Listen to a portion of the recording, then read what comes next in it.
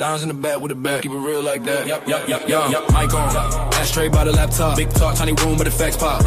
He don't fall when the stats drop. If the truth heavy, then it land with the glass knock sharp mine. Tip drawn like an arrow, cut it through the spin, never narrow. Every story that he like got marrow. His deep, but he say it all casual. Yeah. This and that, smoking with dimes. We talk facts, keep it 100. That's that. Never backing down, stand fast. On point like an arrow, that's dimes.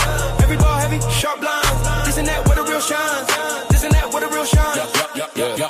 Late night, conversation in the smoke ring. Hard truth, make a bro man grow wings. That's why, to the whole thing cave in. If it sound fake, watch him go and erase it. Cold clear, what he say, he stand on same tone. All fair, the can go on every question that he ain't got a backbone. Whole squad nodding like a chain, that's the anthem. Whoa. This and that. Whoa. This and that. Name on the sign, dimes on the line. You can feel every word, every syllable. Grind from the first small spark to the last out breath. He gon' ride with the real every night, every second. Yeah. This and that, where the real shine. This and that.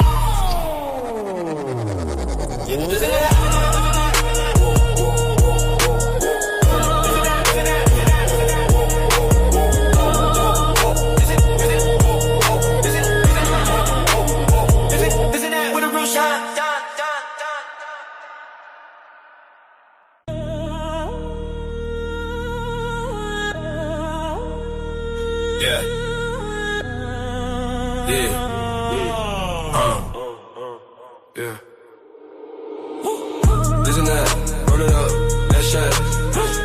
Downs in the back with the back, keep it real like that. Listen that, roll it up, that shot. Downs in the back with the back, keep it real like that. Yup. Mic on, ashtray by the laptop. Big talk, tiny room, but the facts pop. He don't fall when the stats drop. If the truth heavy, then it land with the glass knock sharp mine. Tip drawn like an arrow, cut it through the spin, never narrow. Every story that he like got marrow. His deep, but he say it all casual. Yeah. This and that, smoking with dimes. We talk facts, keep it 100. That's that. Never backing down, stand fast. On point like an arrow, that's dimes. Every ball heavy, sharp lines. This and that, where the real shines. This and that, where the real shines.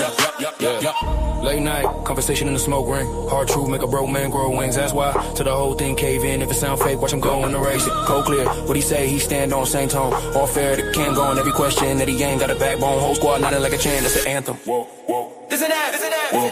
This and that. Name on the sign, dimes on the line. You can feel every word, every syllable. Grind from the first small spark to the last out breath. He gon' ride with the real every night, every second. Yeah. This and that, where the real shine. This and that.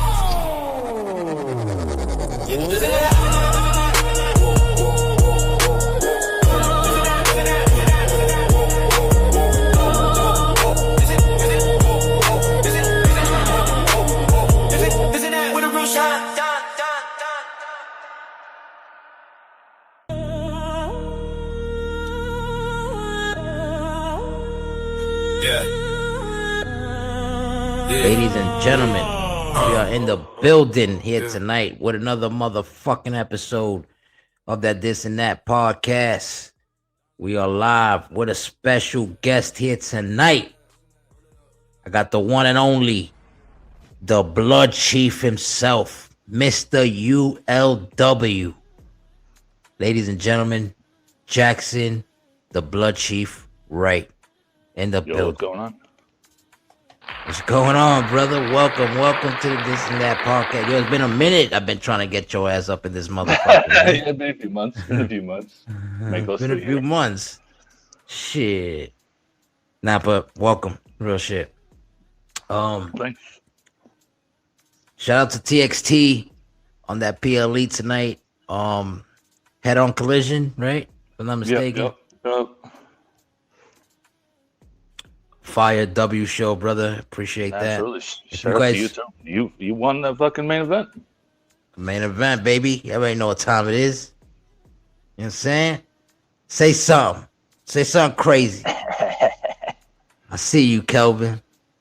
Kelvin was wilding out in the chat over there talking about this nigga strong. Look at his arms and shit. I was like, what's wrong with this man? I was like, yo, that's crazy. I was like, security, don't get this man.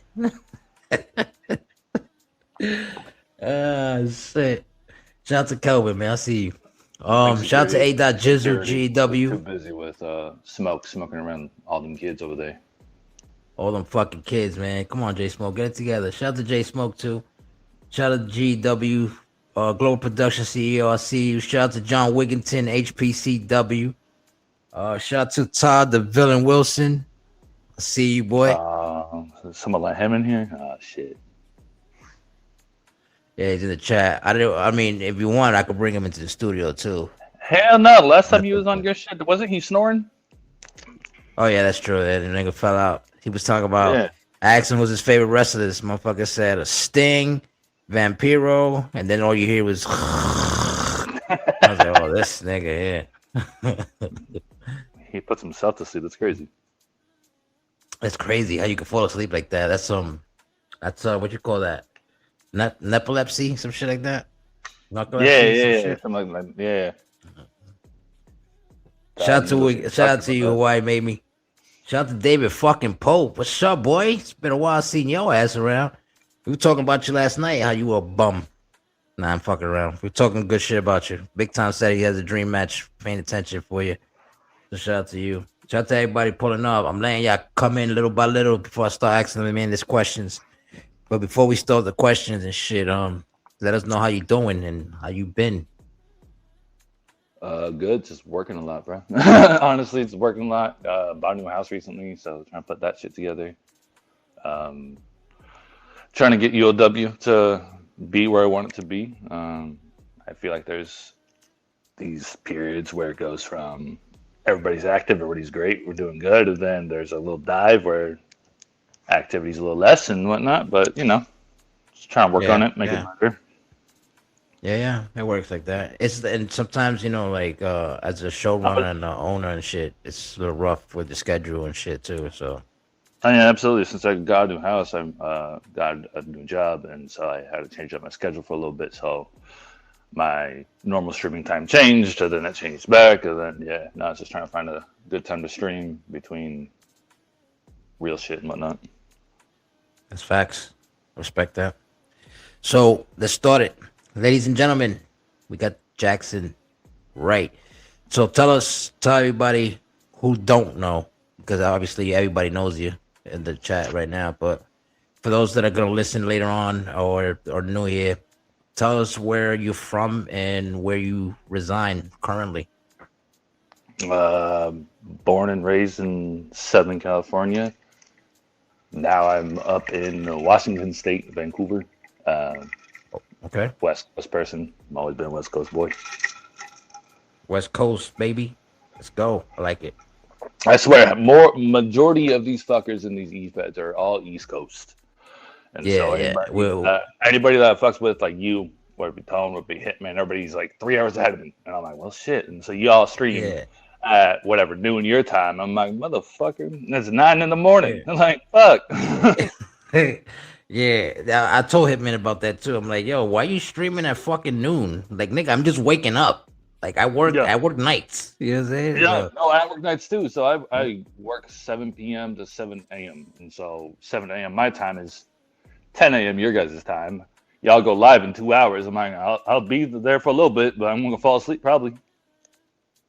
That's right. We don't mention those 3 letters, eh? Come on, you know better than that. Fuck it up my chat. Erase that right now. Anyway, but that's dope. But you're right, 100%. Like, it's like the hour in, and a lot of the East Coast motherfuckers I am. And like the good thing is, like, when I met like people like you and like Hitman and shit, like y'all came to be like solid motherfuckers. You know what I'm saying? Like y'all real. Y'all don't play that like that fake shit and that favoritism shit. You know, like like I met you through Hitman and these guys, but Hitman knows. You already know why. Like before, we didn't like play the shit. Knows 3 letters, yeah.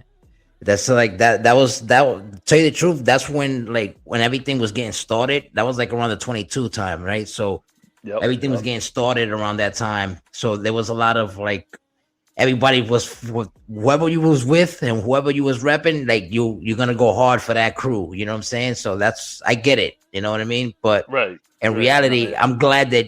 You know what I'm saying? I'm glad that you guys realized like in time before it was too late and y'all lost like completely a whole group of people. You know what I'm saying? Like you see how you got people like us that fuck with you and shit.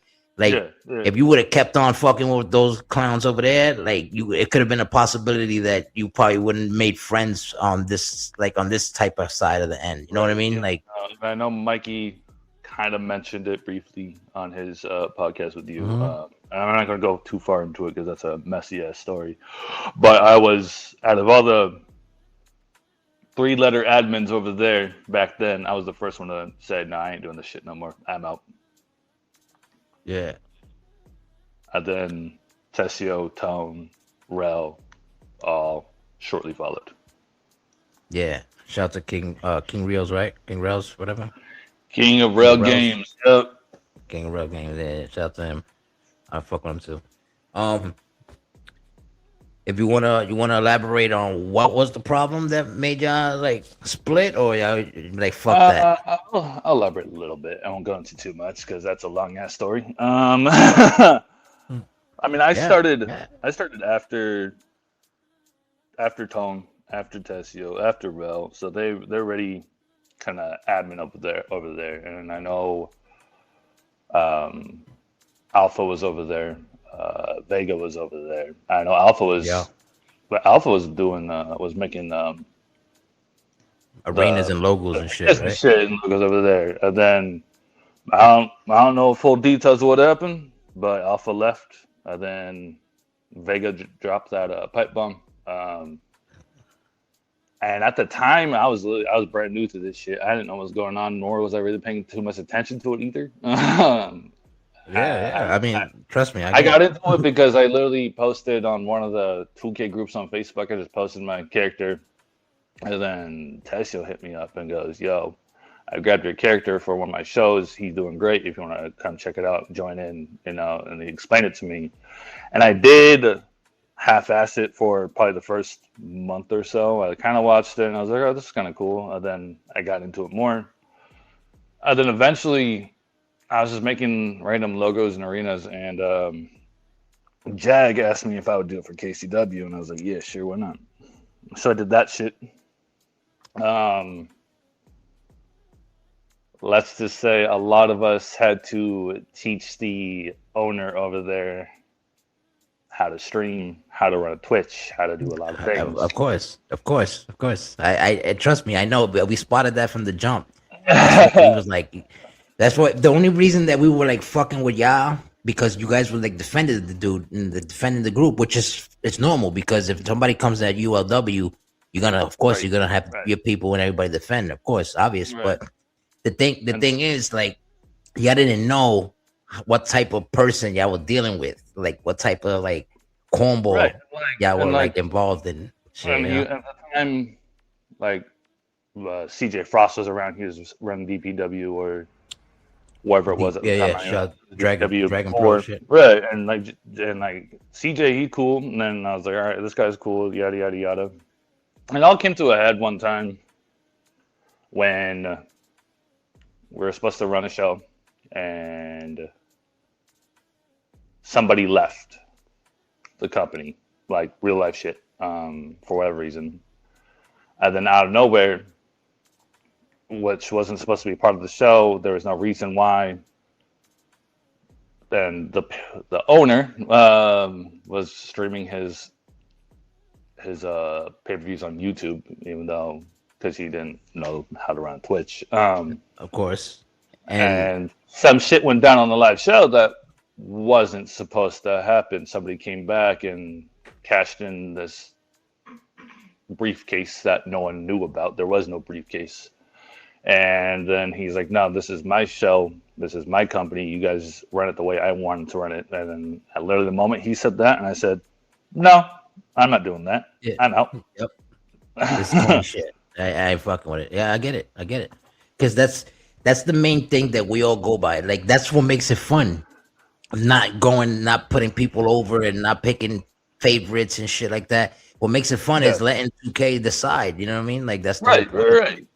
Yeah, and so like at the time, your shit, your promos, do your thing, and the 2K do the rest. Running a show on Monday, Tony was running a show on Wednesday, Rad was running a show on Fridays, and I was just there. I recruited, I made the arenas, I made the logos, I clean up that damn Facebook page and Discord so it looked presentable, set of rules that people like easy set rules that pretty much every eFed fucking has. But at the time, the pages and everything looked trash. It looked chaotic. It didn't make sense. So I was like, organize this shit, make it look nice, make it look like it's an actual thing, not just some bullshit that somebody threw together. And so I cleaned that shit up. But no, yeah, then like I put I think 6 months work into that shit. And then I think it was by December of 2022. We left. Copy. And then everybody's blowing up fucking my messenger, Tone's messenger, like what the fuck's going on? Why are all the shows canceled? What's happening? And I've never been one to completely delve into all the bullshit and all that. I'm like, it wasn't working out. Creative differences kind of bullshit. And I was just left it at that. Copy. So that brings us to the question. When did you realize that you wanted to start becoming like a talent, an athlete? What year? When did you discover this Jackson Wright? 22. Okay, right? Yeah. I mean, that's a fair answer, because at the end of the day, like I could tell you that I started, like I told everybody else in the past, like I started WrestleMania 2000, No Mercy, whatever, those N64 games, but like the eFed shit to me started in 22. So yeah, 22 and up, Wrestling's always been a thing for me since I was young. I think my first game, I don't know. I mean, I'm younger than you. I think my first game was on PlayStation 1. Don't say it like that, though. Well, I think it was one of the first SmackDown games. I think it was just like SmackDown, whatever, or SmackDown 1 or SmackDown 2 before it was Know Your Role. Great PlayStation. Yeah, great PlayStation. Yeah. With I've always been a wrestling fan. Always loved wrestling. But no, yeah. Then it wasn't until 2022. What was I doing? 2022. I just bought the new video game. It was around April time. I shared one of my creations was me, Jackson Wright, as on one of the group pages that 2K has on Facebook. And then Testo hits me up saying, you should come check us out, yada, yada, yada. And I did. And then all the other shit went down with KCW. Then the rest was history. Gotcha. So, what made you like? So Jackson Wright, that's your actual name, like, right? Yep, like your government shit. Yep. So you basically did like what WCW and like AEW does. Like you use a name, your regular name as a stage name. That way you don't have to like switch it up and shit later on or something like that, or it's just more comfortable for you to just. I always had me, right? And then I always had other characters. I always just, I always like the creepy, dark shit. So like Undertaker, that's my number one right there. I call him my wrestling father. He's always been the top for me. And so like the creepy, haunty shit, Bray Wyatt shit, Aleister Black shit. Yeah, no, I always liked that shit. But I also just liked. I always gravitated towards like American Badass Taker or Stone Cold, where not really a good guy, not really a bad guy. They're just them. You know what I mean? Like an anti-hero kind of shit. Yeah. So it stuck with my name because I'm me. There's no mask. There's nothing in front of me. You just see me. If you don't like me, I don't give a fuck. If you do like me, I probably don't give a fuck. That's how it goes. What I want to say, and if you don't like it, go argue with your mom. I don't care. Like, it's facts. I love that. Hell yeah. Also, give a shout out to my boy Ego the Prince. The Hall of Fame is in the building, ladies and gentlemen, in the studio as well. It's my co-host.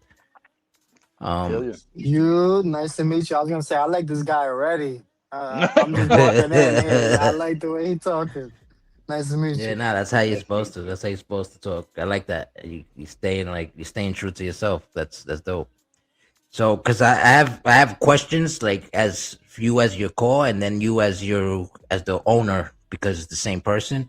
So based on that, what was the spark that led you to start your own federation, and how was that vision involved? Like how did that So evolve since I day mean, one? I Like, liked I like the community, right? I like the community aspect. I like the banter that these e-feds have. Obviously, under what I used to be under when I first started, it wasn't great knowing what I know now and what I figured out.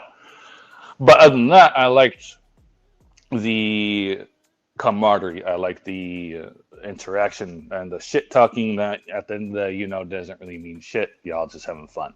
And mhm. that kind of little escape from bullshit that everybody needs every once in a while, some more than others. And so I wanted to continue that. And I liked the other group of people we had in KCW. So Tessio, Tone, Rel. Fuck, I talk to Tone every fucking day. I've met this motherfucker one time in person.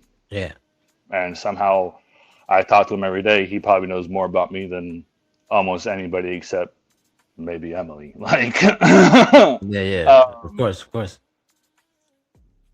and so Shout out to I like, Tone too, because I'm gonna bring him up here one day. He said that he hit me up in private and shit, and he told me that he's gonna pull up. yeah, He's just yeah, in the middle of doing some personal shit. yeah, But yeah, figuring his shit too. Yeah, everybody. But no, yeah. So after we left those three letters, we still wanted to keep going, and we knew that a lot of people stuck around through a lot of that bullshit just because we were, in a sense, running it, and so we didn't want to just let it die out. We had a good momentum going, so we want to keep going. So then we created FCW, Future Championship Wrestling. okay. Still at the time, I was literally just making logos, creating arenas, advertising, recruiting, and so Tone, Rel, and Tessio was still running shows. And then real life shit happened. Tessio had to step away. Rel had to step away. And so it left Tone as the only showrunner. And I was like, you know what?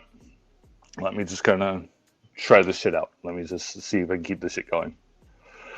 So So I so started, basically, Tone motivated your movement for you to start yeah, this. yeah. No, the way Tone ran his shows when he was running shows, obviously he's taking the hiatus right now due to personal shit.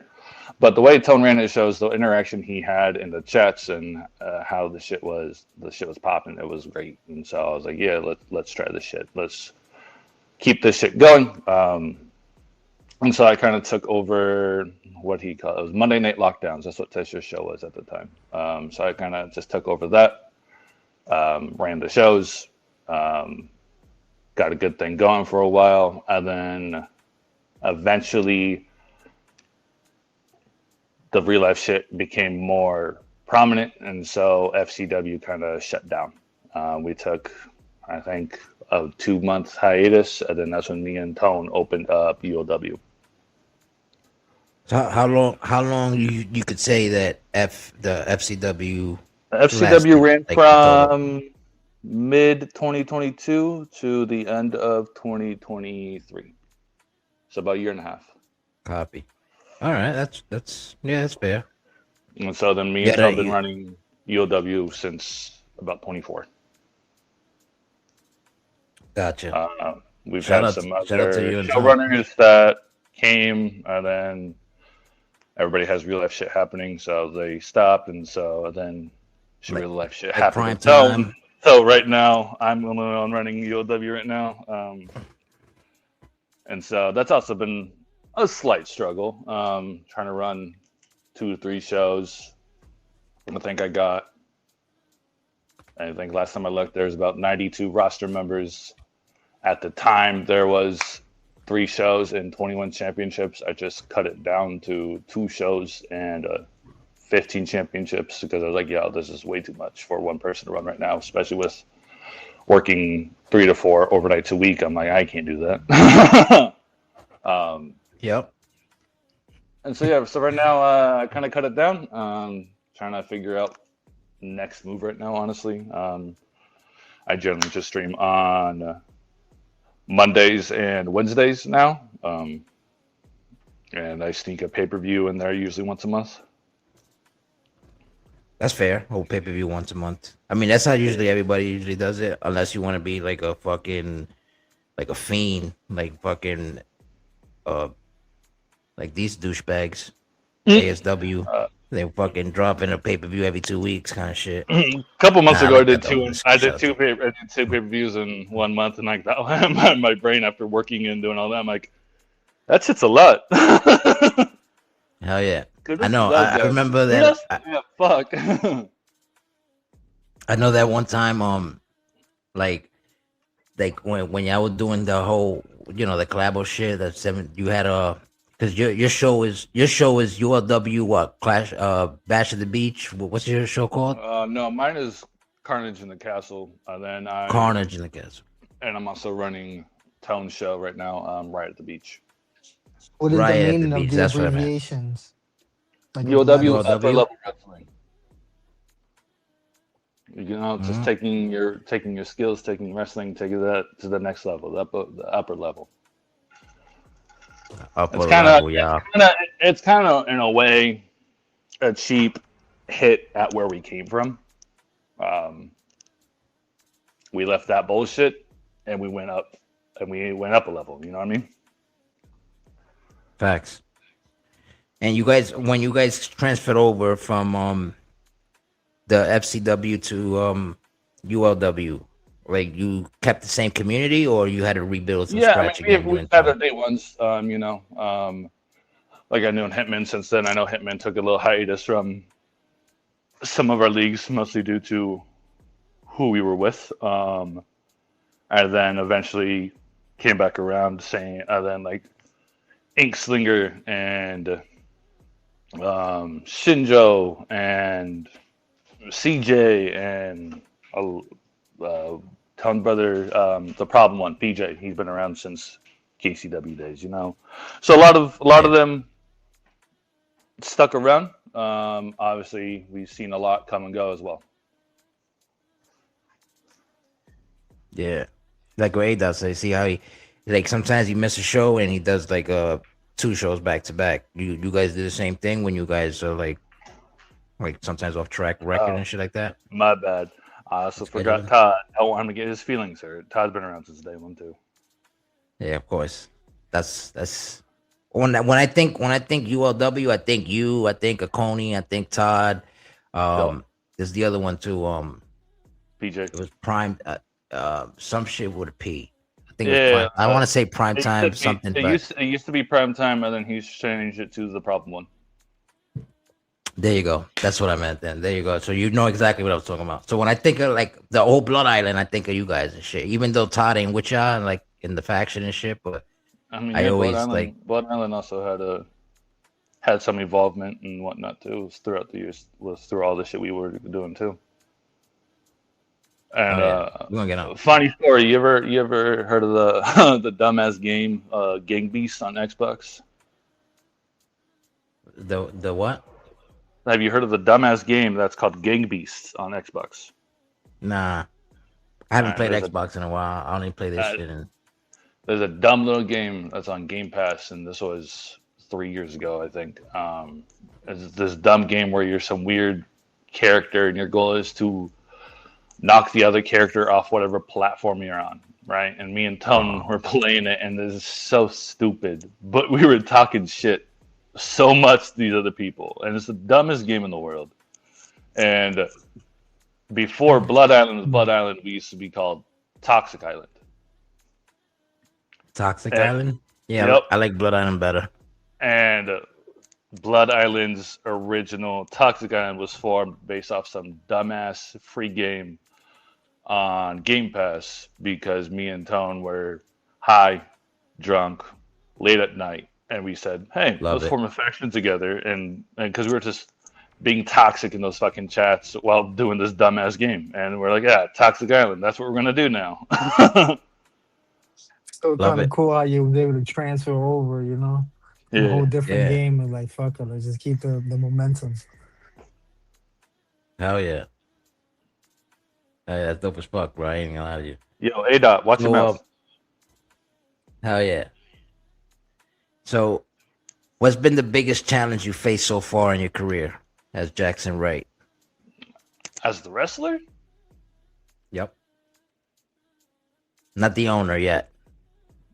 Damian Briggs. No, Damian Briggs. Shout out to Damian Briggs. That's This been my motherfucker's always being mentioned as an elite fucking guy out there. He just started like 2 years ago. I agree. And back in KCW, FCW, I've fought a lot of motherfuckers from CJ Frost to, I don't know if you remember Phil, but Phil, to a Coney before he was a Coney, to Inkslinger, to Todd. I've beaten every damn one of them. The first time I fought Damian Briggs, I got my ass handed to me. Second time I fought Damian Briggs, I got my ass handed to me. I think as a record, on one-on-one, I think it's probably like 5-2. And Damian Briggs definitely got my number. Yeah, he got my number too. Unfortunately. Yeah. It's like the thing with him was with me and him, it's like he came in like after like my success in ASW kind of shit, right? So it's like ASW had 2 shows, and basically I was on the other show and he was on the other and shit. But then like something happened where they had to put everybody on in one show, whatever the shit. I remember I packed up like 7 other. It was an 8-man match. I packed up 7 other motherfuckers that Hitman put me in a match with to become the first ever King of Kings, champion, right? And I packed up all your mans, like your boy Todd and some other guys that were there involved in that shit, all that. And all of a sudden, I have a fucking masterpiece banger ass match with Briggs, like a Hell in a Cell type shit. The shit was like the best match that we ever had in like ASW, hands down. Hitman can vouch for it. He can vouch for it, all that, right?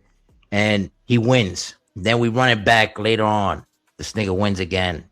Then we go and run it back with fucking Todd involved in it now. And he still gets the victories. And I'm like, yo, what's going on here? So that made it a little rivalry that basically is never going to end now, because now it's on site every time.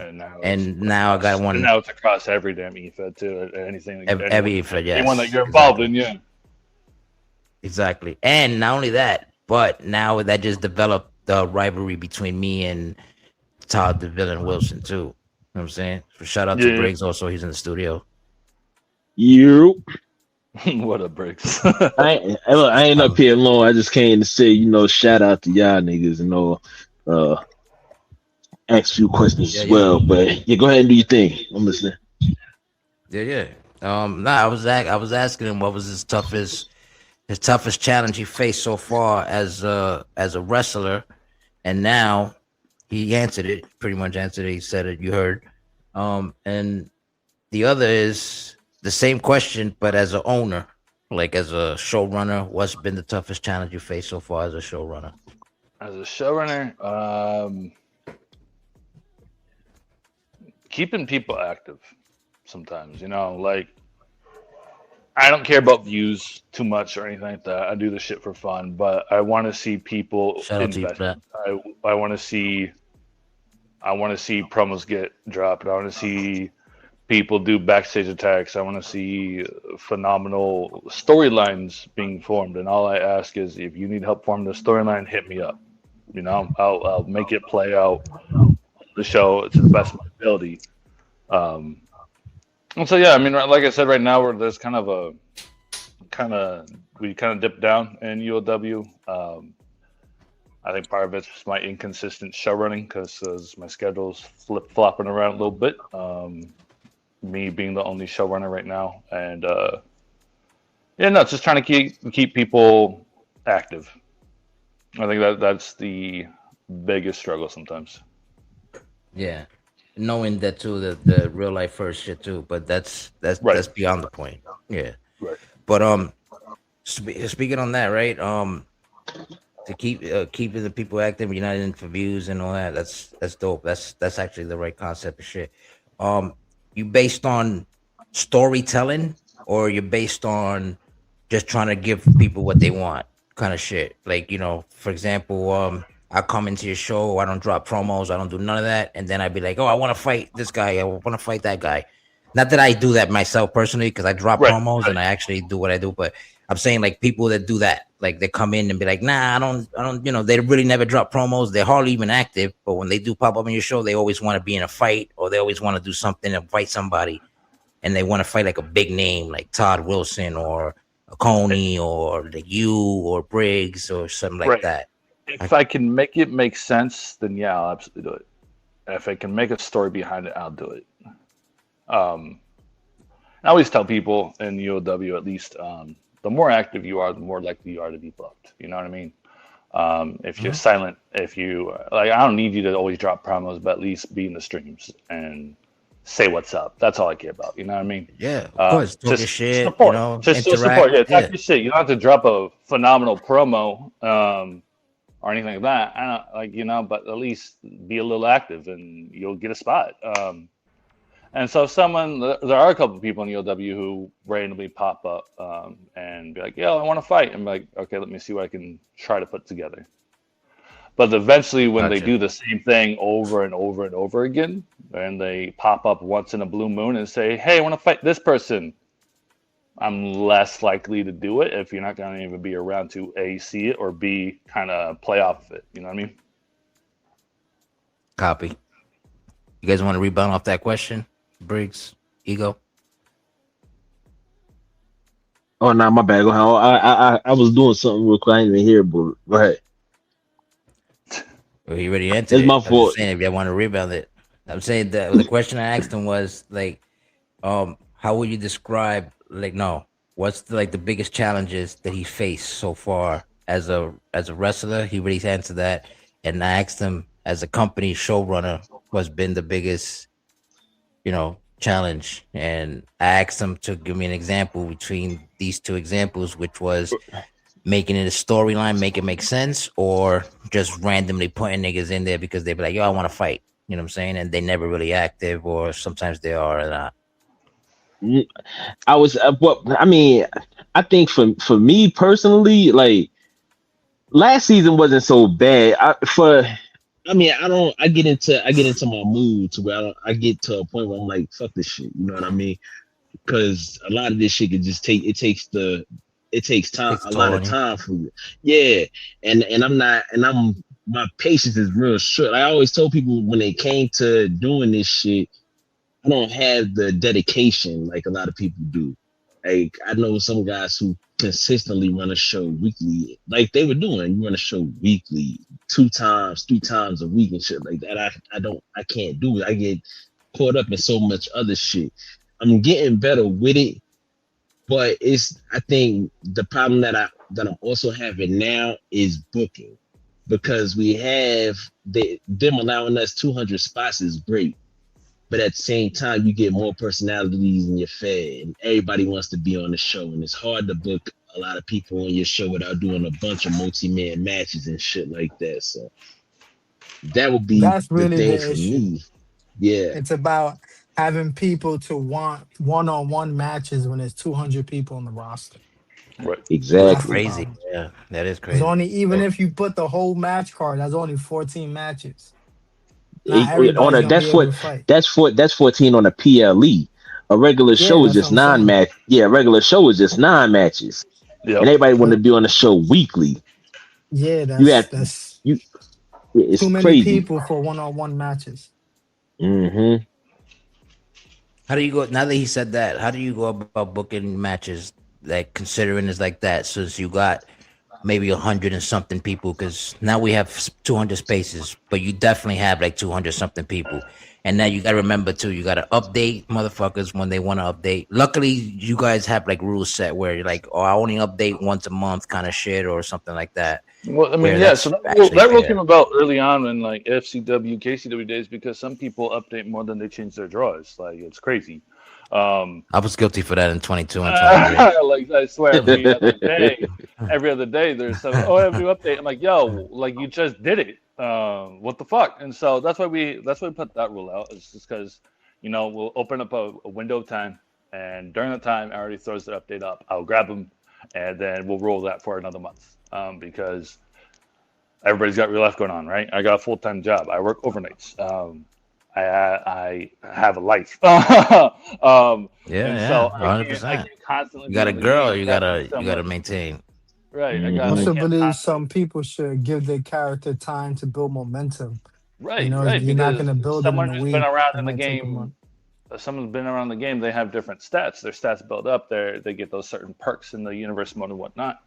If they win more, but if you keep switching it to the game, it's a brand new character. And so and then they lose, and then they go, oh, I got to Yeah, change you're it like again. Like, no, give it every time, time give you it a second. update, you're restarting. Yeah, yeah. Mhm.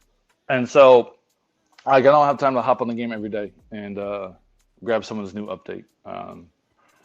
And so that's why we did that. And then the Discord, for instance, kind of makes it easier to keep track of what our staff looks like. Or I mean, our staff, not what our roster looks like. So I can tell, okay, these people are there, these people are there, and then I can easily look back at a match card I made, and I can run through it real fast just by looking at it and be like, okay, that person won, that person won, that person won. These people had great chemistry in a match, or for some reason during a 6-man match, these two were beefing the whole damn time. So let's see a one-on-one with that one. So I mean, I kind of base my booking on what happened in previous shows, and then along with what storylines are going on, who's beefing in the chats, who's calling each other out in the chats. It's usually Briggs and Todd, or DBD. and Yeah. then and then also like, okay, well, I also got to crown this number one contender, or I got to crown that number one contender. So how can I fold that into play? For instance, Todd and Hitman have been beefing since um, Let's my over, bitch. and so they somehow, and I love when the game organically makes shit happen sometimes, right? So I put Todd, I think, in a fatal 4-way, and I put Hitman in a fatal 4-way, separate fatal 4-ways, and I said, okay, these two winners will face each other for number one contender. Todd won his, Hitman won his. I'm like, what a bitch, man. Well, of course, these two fucking won. Like, okay, but again, it's one of those things where it's great when the game organically makes something happen, and then you can play off of it. I'm like, cool, great. I can play off of this easy. And Todd can tell you, Hitman will tell you, it's on site every time with those two. Kind of like how Todd is 100%. with everybody else in his life, in these E-Feds, whether it's whether it's Hitman, whether it's DBD, whether it's Briggs, or anybody else in the chat that he says "fuck you" to. You know what I mean? Like, Yeah, of course. It's like, it's always fun fucking with you guys like that, because we know like how far we could take it. We know that it's all love and it's all games, it's all jokes. Like, there's never a serious moment when we're interacting and shit, like in the the chats and absolutely trash not. And talking. like, I know for a fact, if I ever meet up with Todd in real life, I can't go to the bar with that motherfucker. He gonna get me Yeah, we arrested. can't take him nowhere. That's why No. when we plan our Vegas, Vegas trip and shit, when we all link up, he ain't We coming. outside. He can come. We're just gonna tie him to the hotel room and make him stay there. We're gonna put him in a baby It's gonna be like carriage. Hangover, There you but go. he's gonna be the guy on the roof. Yeah, he's exactly. Except unlike Hangover, I ain't going back to find him. He's on his own. Like, shit. This is great. But no, yeah. So my bucking is kind of a little mix of everything. Someone says they want to fight. Cool. Let me see what I can do. There's an organic story happening in the game. Cool. Let me play off of that. I need a number one contender. Let me take that storyline and incorporate a number one contender shot involved in it. So it's kind of a little bit of call your shot versus let's build a story. Dope. All right. You guys want to rebound off that or nah? That was me rebound. Yeah. I'm talking about ego though. Like, No, he seemed pretty, nah. pretty straightforward. no doubt. So, how would you describe your wrestling style? Who influenced it? Like, who influenced it the most? Because you said earlier that Undertaker was like one of your favorite things. and So shit. I But, like- who influenced Jackson Wright? I love Taker. Taker is my number one. But as me being me, and me just being me, like you get what you get. It's kind of hard to do that in my opinion, obviously other people do it better. It's hard to do a dead man-esque creepy persona when I'm just the kind of guy that's like, you can talk all the shit you want, I'm still gonna beat your ass at the end of the day. And I just like to talk shit. I'm not the. I like the creepy aspect of Taker, but I can't. My personality doesn't pull that persona off that well. And then so the entrances. So you see yourself more of Dead Man or American Badass? I like personally Dead Man more. My persona in wrestling, definitely more American Badass. I can see that. I can see it. That's actually similar to like my situation too, because like when I do like the KOV kind of thing, the KOV is like I come out with like jewelry and like Rolexes and all this shit and like a fitted or a towel, you know what I'm saying? But when I come out as like the Reaper, I come out with the mask and so much shit, and like I don't know how to drop a real promo as the Reaper, because like I don't like that's like an Undertaker thing, like you said. Like it's something where it's like I'm not used to doing some shit like that. I can try it, but like more of a Taker had a certain way. Taker had a certain way about cutting a promo where he said very few words. He had it in the beginning. He had it, but he started leaning towards the KOV. Like he started becoming that character, and you got used to it, and then you can't really like.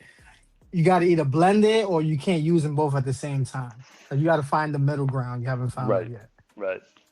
And then with me being Blood Island and just being this nigga A. I'm about to and just somebody being put him a on time out, please. shithead that somehow everybody hates, which is fine. I don't care. I can't really do creepy shit with that. You know what I mean? It's hard to come out as a tag team when you're dressed in a fucking trench coat and a fucking top hat. Like, it doesn't look good. I seen it. I did it. I was like, that looks like ass. Let me change that up. They caught on quick. It's like, nope, I can't do this. Yeah, no, it doesn't look good when I'm wearing a fucking top hat and some kind of long ass leather jacket, and I'm like, I'm fucking hopping around trying to get hyped. I'm like, yeah, no, that doesn't look right. So my wrestling style definitely I lean towards Taker, big man thing. I mean, in real life, I am a big man, so maybe that's why I always lean towards it. I'm 6'10" in real life. He's 6'10" in real life, y'all. You should be playing been a big dude. And so the Canes, the Takers. Can you dunk? Can't go nowhere with this nigga because we go to the fucking Vegas with this nigga. They're gonna know who we are because they're like, oh, he's with these niggas are with the tall nigga, with the tall nigga. We're all gonna be like below your shoulders and shit. This nigga's gonna be like, yo, duck before you enter the fucking building. You know. No, that's can't bring him into my apartment because he fucking hit himself with the ceiling fan. That's a fact, though. I've walked into apartments that way, and I had to walk around the damn fucking ceiling fan. Yeah, that's how it is in New York nowadays. And you're paying like $5,000 for this type of apartment too. Yeah, it's because crazy. New York was built fucking way back then, and everybody was fucking short as shit. Fucking Hobbit life over there. Yeah, they were built by giants, and people like forgetting the fact that giants existed. That's a different topic, though. We're not gonna jump on that. Like conspiracy shit. But another thing I want to say, shout out to New York too. New York Knicks, we cooking. You watch basketball? Cut it out, bro. Chill. 6'10". You're 6'10". You play ball. You're 6'10". You got to play ball. You would like to play for the New York Knicks, right? That's why I asked if he could dunk. I did. I can. I'm not gonna lie. He definitely can dunk. I mean, he's 6'10". When I was in high school, I played for 4 years. And I was bored. I played football. It was too easy. For him. I played football. I did MMA, and I was a linebacker in football, so I enjoyed that more. I enjoyed contact sports. I like hitting people. What was your position in football? Linebacker. Yep, linebacker. The coach liked me. I was big. I was also fast. So if I needed to jump up and deflect or intercept the ball, I could do that. If I needed to get through the line to hit the quarterback, I could do that. Coach loved putting me to work. So you're like a tall, lanky nigga, or you like a tall, like I you know what I'm am saying? 6'10" and I'm about 285. I ain't lanky at all. Okay, all right. So 285. Yeah, that's what I'm saying. Yeah, it's like stocky and shit. Yep. He's like, you husky brother. He look like Kane and shit. Yeah, this nigga's like fucking. Yo, to say the truth, talking about Kane and shit, like they was like I was watching like wrestling stories. I mentioned shit like that because I haven't watched since 2006 until 2020, and they were saying that Kane was like the strongest nigga out of all of them niggas in the Attitude Era. Like until Brock came. Until Brock came. Mask that his mouth was covered. The not one with Kane the hole in the mask. That one was crazy. The one that Paul Bear is my father. That one was the machine. But the big guys always had some lore as far as the wrestling style goes. And then of course they ruined it when they brought in fucking like Great Khali and shit, and then I stopped like it was wild with that one. That's the problem with like wrestling and shit. Like Vince thought that the bigger you were, and like the bigger you were, literally, he thought that you can entertain the crowd more with that. And like it was not everybody moved like bring Brock. Another Andre the Giant. Yeah, not every big man can move like Taker or Kane or fly over the rope or fly off the top rope. Then they got Undertaker used to jump off the rope, do some suicidal shit. I was like, yo, what the fuck is this? I remember him doing that. I'm like, yo, wait a minute. This nigga's wilding. He did that shit over the fire. Remember he did that shit over the Inferno? Clothesline off the top. Yeah, Kane was wilding. I think he had a moonsault when he was in the Indies. He's doing a moonsault at the top. And then I also liked WCW Goldberg. WWE Goldberg's trash. But no, yeah, I like WCW Goldberg. Always been a fan of the damn spear. And then the spear started being overused as well. And so, like, you have people like fucking small ass Ricky Saints doing a spear. And I'm like, that ain't gonna hurt you. Like, that's a fucking toddler hitting you. Like, no, you're fine. Get up. even Big Show had a corny spear. He was a big guy. Big Show had a corny spear. Batista had a decent spear. Nigga said Big Show had a spear. Yeah, he did. You didn't know that? It was more of a shoulder tackle, but it was a really corny spear. I would not want to see Big Show do a spear. That shit is terrible. I would not want to see that. It definitely didn't look Tell you the truth, he's right about the overusing the spear, because that nigga Briggs overused that shit in 23, 24. I was like, this nigga can't get off the spear. He's not even a Goldberg fan. Finisher. I mean, I'm a huge fan of. I know. I like Roman Reigns. He's a Bret Hart fan. So you like crybabies? Got it. You must like Cody Rhodes too. He loves Cody. And like I like Roman Reigns. Always liked Roman Reigns, even when everybody hated Roman Reigns when he was big dog. And so, I always liked the spear when it was done right. And so Roman has a good spear. Goldberg had a good spear. Fucking shout out to Rhino with the gore. Yep, you're right. I was just tagging that on the screen. Braun Breaker's spear is insane. Maybe the best one. If so far, Bobby it is. Lashley had a little cool flip towards the end of the spear. That was all right. When he runs down that damn ramp, I think my favorite one was when he hit Carlito when he ran down that ramp. And oh hell yeah! He fucking Carlito legit looked like he shot himself when it happened. Yeah, I think Edge had a right gore.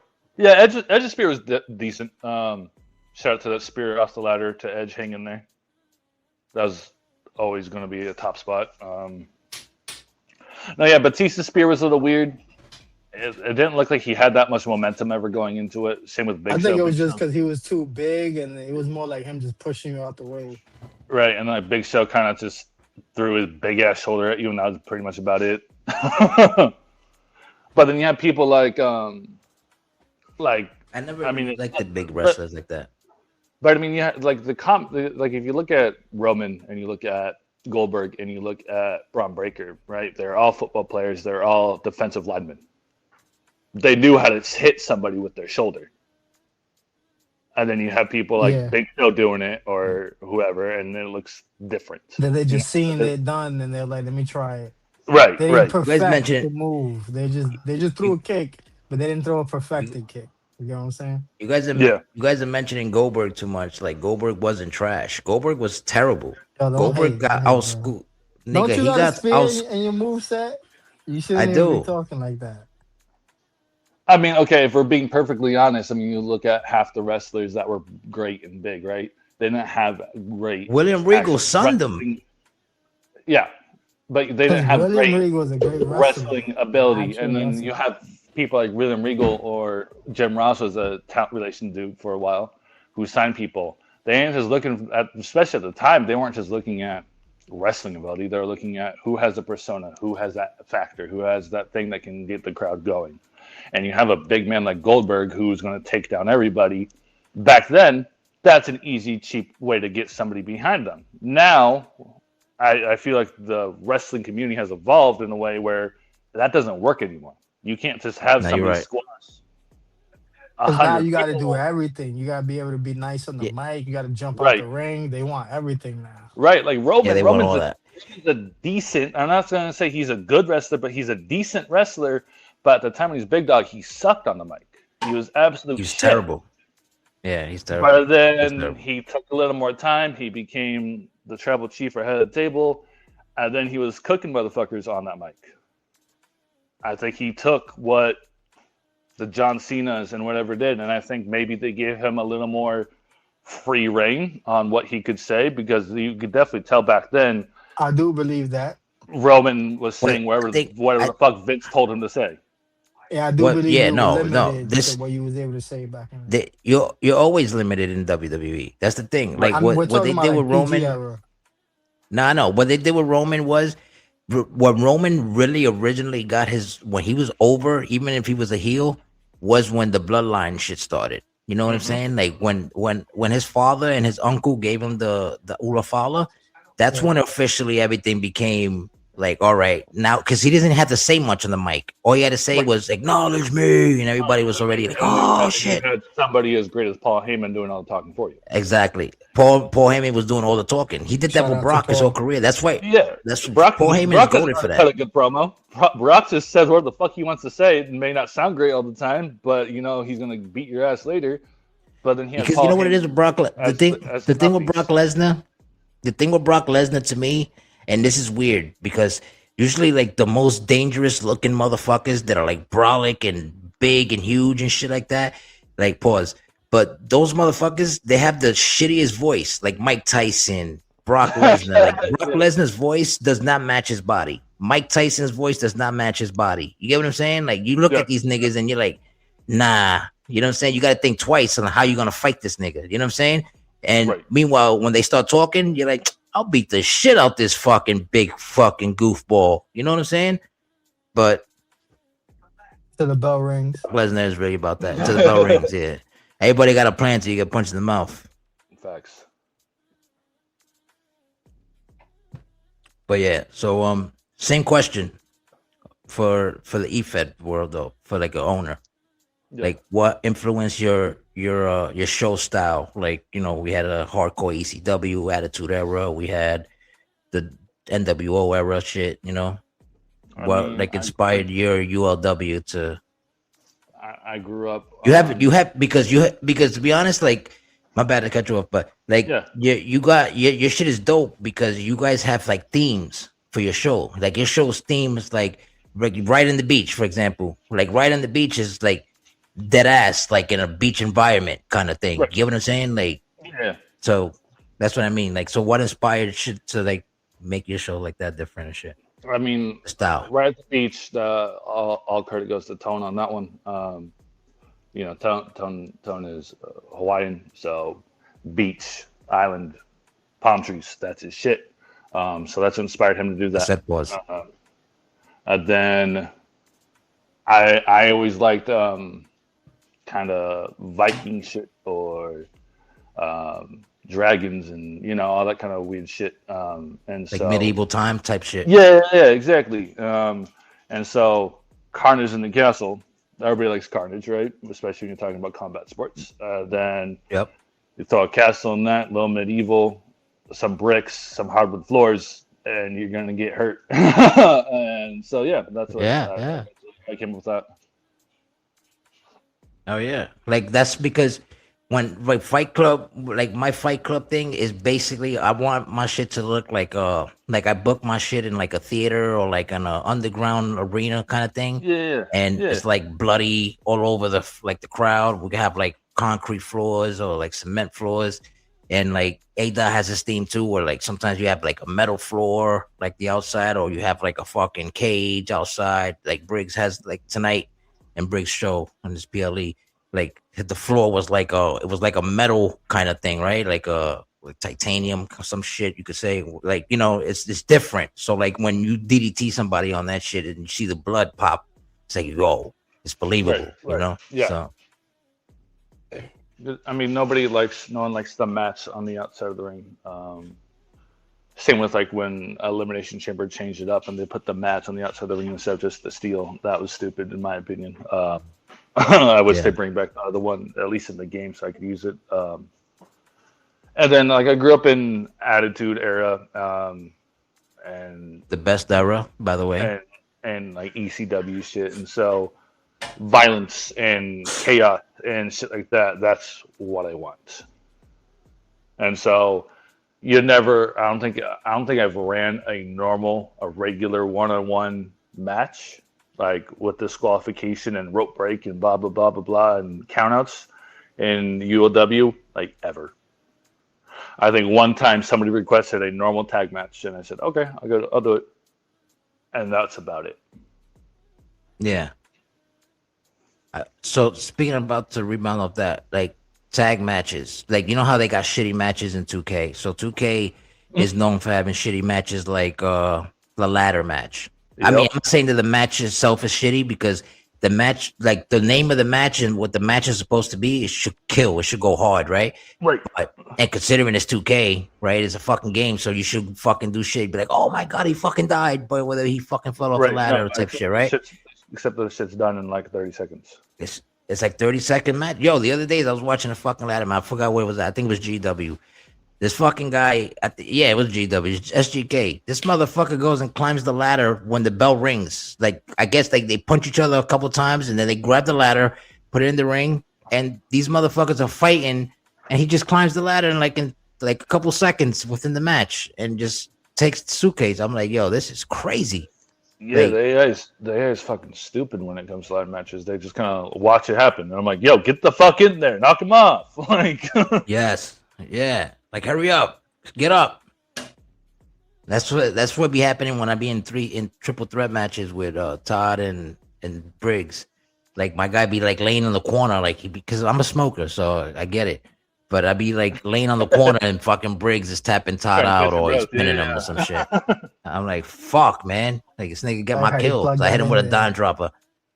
Yeah, you had to do that. I feel like the last minute standing matches are trash too. When it gets to a certain point, they hit a move, then they stop, and they let the referee count to 5, 6, or 7. They get up, then they hit another move, then they stop. They're like, no, like keep beating his ass until you think he's not gonna get up. Don't lose one fucking move. Like beat the shit out of him with a chair or something, like or a weapon, and like make it believable. Certain matches in 2K are absolute ass. I agree. So you guys want to rebound off that, like on the stuff?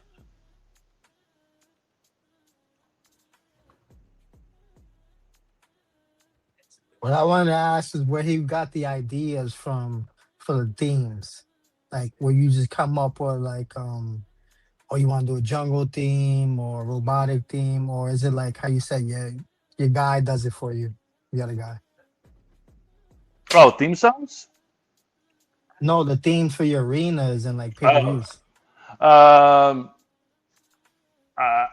literally come up with a random idea in my head and I see what I can do with it. Honestly, the pay-per-view coming up, Stranded Deep, is actually based off a video game that's also on Game Pass that me and Tone spent hours and hours playing, drunk, high, late at night, saying some dumb shit. And it's really just a survival game where there's some weird plane crash, you're on an island and you're supposed to build it and try to look for... We're trying to get DVD on PS5 so we could do shit like that.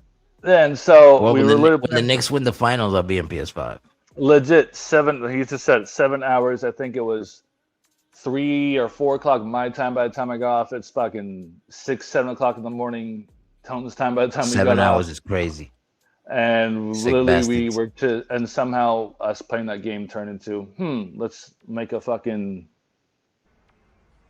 pay-per-view out of this. One of my previous pay-per-views, Dead Man's Road. I like pirates. I was like, what can I do with that? And then so I just said, like, I was thinking about the Pirates of the Caribbean movies and all that other shit. And I'm like, I'm not going to do Dead Man's Chest. I'm not going to do this. And then the name Dead Man's Road popped in my head. And I said, cool, let's see what I can do as far as like a theme and a logo goes. So I just get random ideas in my head, and I see what works and I see what doesn't. And then if it does work, I run with it. Pretty good. Pretty legit. Yeah.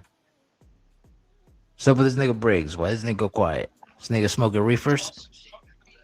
Nah, you mentioned 15 titles. What are you can't hear me? We can hear you now. Yeah, you now. Oh, no, I was trying to give me something to eat, but I said I wanted to. What I was going to say is I wanted to know if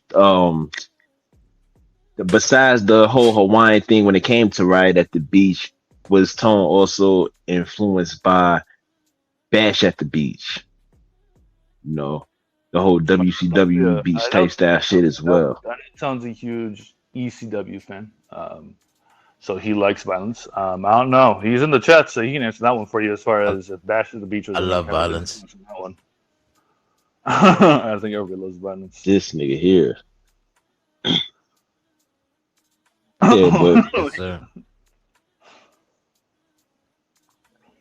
So go ahead.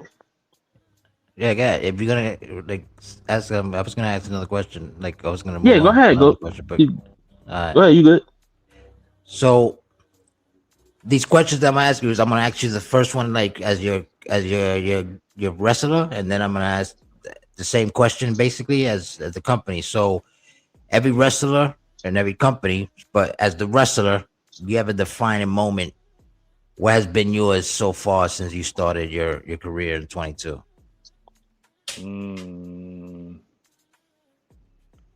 So when you got I a started, match where you won the world title for the first time, you know, shit like that, or Grand Slam, something. When I started in KCW, I didn't know shit for shit as far as people there, how shit ran, anything like that. And I joined a group called Kingdom of Kings with Rel. And I think Todd was part of that group too, and a couple other people. And very shortly after I did that, I found my voice, I found my persona, I found that. And so very shortly after that, I kind of turned on Rel. I beat his ass. I took his champion. And then after that, I was just me.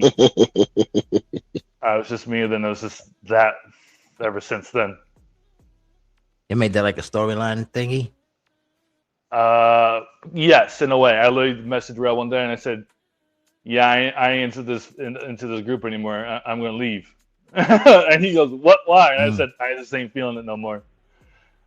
And then I said, I'm going to attack you now. And that was pretty much about it. And so I made a video package off the game of me attacking him backstage, which led to a rivalry, which led to him putting his title on the line, and I took his title.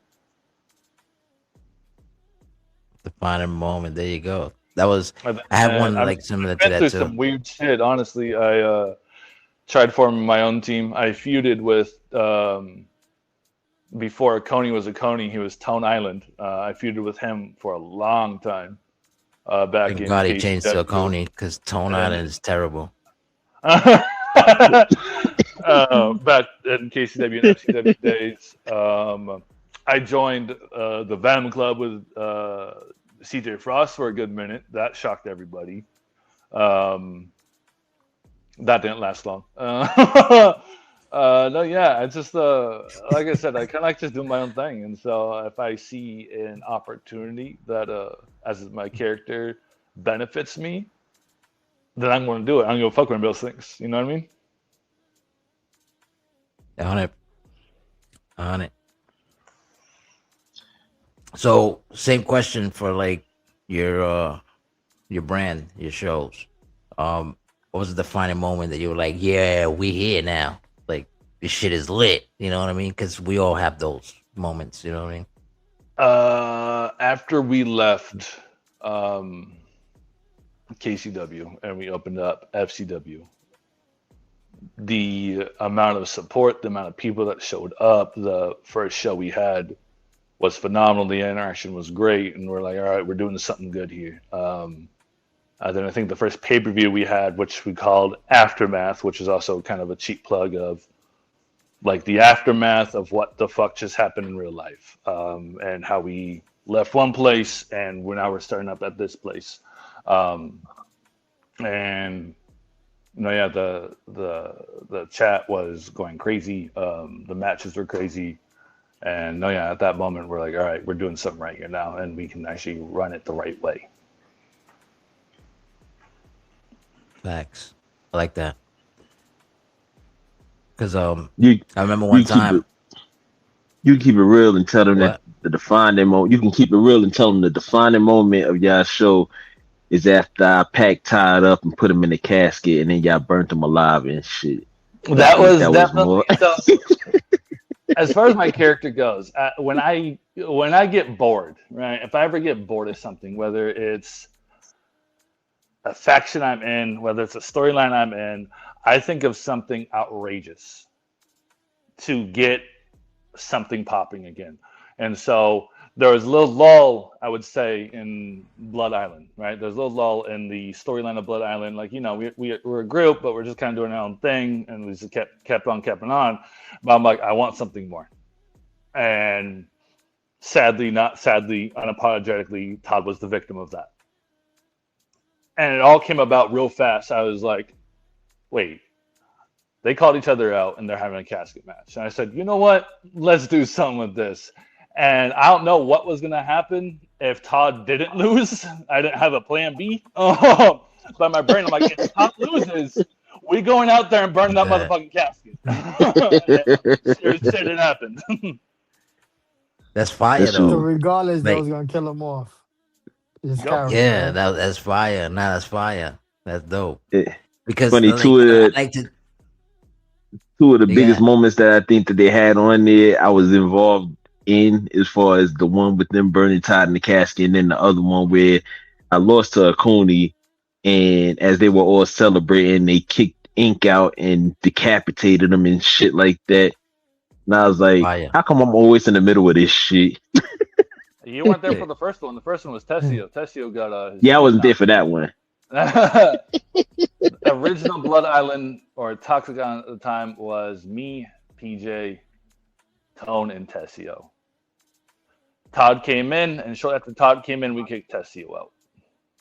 And then we started branching more as far as other E-Feds go with Blood Island, and we wanted a little bit more numbers on our side, so we brought Ink in. And that's when, I think that was around the time we joined up with ASW and a couple other places. And I think that was actually around the same time TXT started jumping too, so we went over there. And then again, my brain works too fast, and if I get bored, I'm not good at being bored. So I was like, you know what? Bore this man, folks. Fun. And so Tony kicked Ink's teeth in after he beat Damian Briggs. So yeah, I like theatrics. I like violence. I like making a statement. I had a question. This is actually for all three of you guys. I like you did that. You do that because I do that too. Before you start your question, hold up. I was like, I'm gonna say that I do that shit too. Like when just to keep like the shit going. Like if I lose a match, whatever. Like I know everybody's gonna be like, "Oh, look at him, you trash, you a bum." But like because I know that's part of it, so I just be like, "Oh yeah," but the only reason this motherfucker beat me is because nigga, I'm concussed, or I got drunk last night. I'm still high right now, or you know what I'm saying? Like I'll make up something like in the chat while the show's going on to make it more like, you know what I mean? Like fun. Like ahead you go. It's not my fault he bathed in dog shit before he wrestled and I couldn't get near him because I was going to vomit. That's fucking hilarious. Shelter Inc. All right, the question is to all three of you guys. Which 2K you guys felt was better for you, both as a call aspect and as the creator of like running a show? Which 2K you felt was better? Like if you felt like maybe 22 was better for your call aspect because you could do backstage attacks, but maybe 26 is better for running the show, for example, like that. Like For me, I what do think y'all I'm gonna think? go. 23 was the best. Got 23 to me too. I think 23 was the goal. Yeah. For call Goated. and Yeah, so showrunner? 22 I think this is, yeah, no, 22 I was just getting into it, I was like halfway through the year. I was still learning shit. And so that was kind of like my learning phase. And then 23, everything felt right. The way you could create stories, the matches I felt like weren't glitched as much.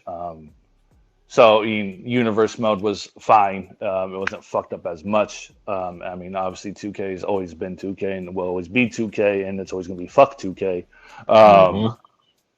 But no, Yeah, yeah, something about always. 23, everything seemed to blend well as far as creating my characters seemed a little more seamless and easier. I also feel the titles are a little more realistic.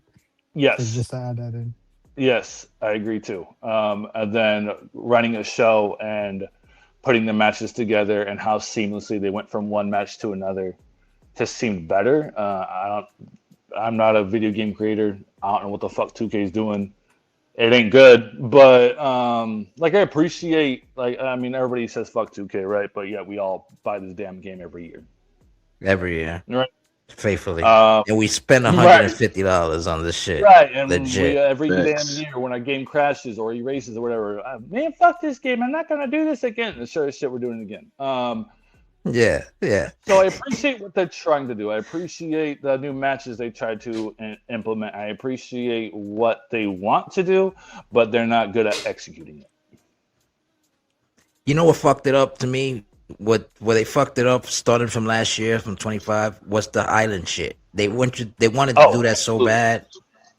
They focused so much on doing that they forgot about the main game. And Right. everybody, and what they fail to realize is, which they know because 2K knows, like the developers and the people who make the game, they know that we buy this game to do this e-fed shit that we do. Like Right. we like this. Like if you go right now onto the island, you're not gonna see 100. You're not gonna see hundreds of people in the I island. never even touched the island in this year's game. I never I went in touched to the make island, my guy. I but didn't even look at the yo, loading screen, nothing. I did the island last year. Like I tried to do a match. You know what I'm saying? And when I did the match, bro, it was like it took so long to load to get into a match, and the match fucking cut off when the bell rung. Like it just like you lost connection, kind of shit. I was like, what is this? You know what I mean? It's like, so maybe in fairness, they didn't have it right, maybe by the time, but I still, don't even know. if they Like did have it NBA right, 2K, like their servers are decent. I'm not gonna say they're good, but they're decent. Like I play NBA 2K, and they're fine. Is And it most of the better time, this year? what NBA? The island, I don't know. because I I didn't even didn't. look at it. I played you The one. two what of us. NBA? I played one scrapyard in on the new island, and that was about it. And I bought a pair of fucking shoes, and that was about it. I Other haven't than that, played nothing on the island yet. Not a other than that, I thing. don't really do anything on the island. And to answer your NBA question, I only got it for free because I had GTA Plus, and they gave it to me for free. Oh shit, that's what's up. Yeah, that's So dope. yeah, I didn't. Yeah, they gave you the whole NBA 2K26 game. I haven't played NBA since 24. The only reason why NBA I have 2K. NBA is shout out to Oconee. He literally looked at me. He goes, "Yo, I need a big ass center who knows how to play. I'm gonna buy this game for you." I go, "Okay." The last time I played Yeah. was 2020, I believe, and we only played on like the court shit outside. And I had we was playing on blacktop, and I had Tim's on. I was just a big tall guy, just collect rebounds and hacking everybody because I Yo, wasn't really that nice in the game. So they was like, just stand in the middle, steal the ball, and pass it. I'm like, yo, this is corny, but that's what I Nah, I did. I guess would tell you, whatever. That's what I did in I 25 would tell you mostly. that I I'm a was mostly beast just and the I used to rebound guy. cook in 2K. But Yeah, my bad guy. I used to. That's what I did in 2020 and 25 on 2K. I just got rebounds and then got a lot of assists and swatted those bitches away. Um, in 26, I got a shot. Got more dunks in there, more layups and whatnot. So I'm more You likely know, to get double doubles in the rec now instead of just a fuck ton of rebounds. you know what's crazy talking about that? I think it was 2K24 too. We tried to do a global extreme basketball where we literally created our own. Since you had the That game, was the fun NBA for a 2K and little. shit. That was You fun for a remember little. that? We should bring shit like that Yeah, back. we Everybody got created our own drafted NBA to different player and teams. shit, and we all in different teams and shit. Like you'd be like, oh, we have a captain. Everybody's a captain to the team, right? And then we'll do like a little draft kind of shit, and we have everybody who has the game participated, whatever, and everybody created their guy, whatever. We Right. let the AI do it though. So we created It a was basically guy like with our face GW, scans but and shit, and just yeah, but basketball. Whenever basketball. the wrestling season So was down, we had the basketball season up. shit was kind of dope. It was popping. The only thing is like when people do other shit that involves like a community, like or the same community, like right now, for example, we got this wrestling community right now. So if ULW is a wrestling community, right? You guys go and do an NBA community. Right. You ain't gonna have the much viewers because there's gonna be people in your community that don't even like basketball. They're gonna be like, No. yeah, yeah. You know what That's I the mean? Like they're not downside. even That's gonna what be I in got your to deal with shows. MMA and Tone boxing. did a That's UFC why. thing, That's what I was gonna and say. Yeah, the UFC and that. Yeah. he literally created people on UFC, but some people just weren't into it. They didn't watch it. Trust The me, I fights were know the fire. I game, was bro. watching I AI know. and UFC. They were crazy. It's lit because I run the That's MMA what show Eagle and I does. run boxing. It's That's what he lit, does. Yeah. but That's what I he had does. Yeah, to He does deal with the boxing pain too. Tone did for that a little bit, but then he not got tired of. everybody watches it. Yeah, Yeah, exactly. Yeah. Not everybody watches it, and a lot of people wanted a character, and Tone was like, "Man, I have to create all of these fucking characters." that's the thing. and I Yeah. don't mind creating. Shout I'll out to create Haley Ramon everybody. in the You building. know, you got to send me your the picture of your wrestling call, and I'll remake them. The all thing right, all is, right. boxing is limited to 22 to 25 people per roster, and Okay, MMA is limited to 50. right, UFC right, six right. is coming out, so I don't know what the roster is gonna look like, but The we'll reason see. the reason I'm saying with that because when I tried to do the boxing because I did the boxing at one point and I had the same people from Fight Club and like the community and shit and I made those guys into the boxing shit, but I noticed that when I was streaming Fight Club, I had more people like in tune and more hype for that Right. than I did when I was doing the boxing shit. You know what I'm saying? And it Because was it's the more same wrestling people. fan. I think also Yeah, for a it's lot of more wrestling people, fans. it's more wrestling fans, and then I think for a lot of people, it's about a lot of people enjoy the role play of it, right? In boxing and UFC, like you have your press conferences and whatnot, but you don't really have that many promos per se, or too much That's storytelling in facts. it. No, that's And facts. people Yeah. enjoy the storytelling aspect of it, and so they don't enjoy the UFC or the boxing because there's not a lot of storytelling in it. It's more just I'm gonna beat your ass, I'm gonna take your title. No, I'm gonna beat your ass, I'm gonna keep my title, and that's about it. You know what I mean? Yeah, and the other fact too is like you get the chance to create your own guy, your style, the way you want him to look. You get what I'm saying? Right. Like, Like that shout And out to what we do in WWE with the creation GW, suite is definitely far beyond almost any other, especially any sports game as far as creating a character at all. You definitely have more. Like fuck, I think Madden barely lets you have tattoos right now. Like, and that's only like that's crazy as they do that. of Yeah, the that's newest crazy. Madden 26, like 25 and 24. There's no tattoos when half the motherfuckers have sleeves. I'm like, yo, let me have a tattoo on my fucking character. Like, what the fuck? Yeah, I agree. That shit is dirt. the Like, thing what we do though shit is to dirt. justify for the MMA and the boxing is and the global productions is we add like so say if you're in boxing Mhm. as far as also the wrestling roster, like DBD right now is the WBC champion. So on GW on any global show, he can come out with the actual boxing title as bragging rights, to add on to his That's character's fire. Yeah. aspect. So That's that's pretty what we dope. do to add on to it. Same thing like if you're an MMA champion, etc. Right. And it's not like you're defending that belt on the thing. It's just for the show, for the like, Right. It's just like, well, don't forget this is the ego boxing IBF champion type shit. You know what I mean? Shit like that. Right. So Just adds more to the character. Yeah, I get that. yeah. Speaking of that, right? So what's something about real life as the person that you are outside of your in character that you bring to your in character world, to the shit that we do here? Besides my height. Yeah, besides your height and,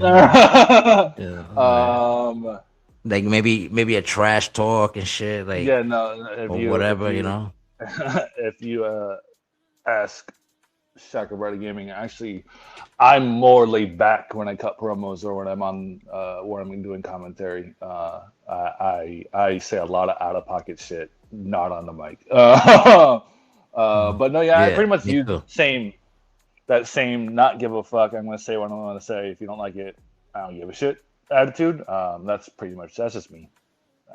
I've been called an asshole so many times in life, and at this point, I look at that person and I say thank you. Like, I know, I enjoy it. Yeah, I enjoy being an asshole. So what?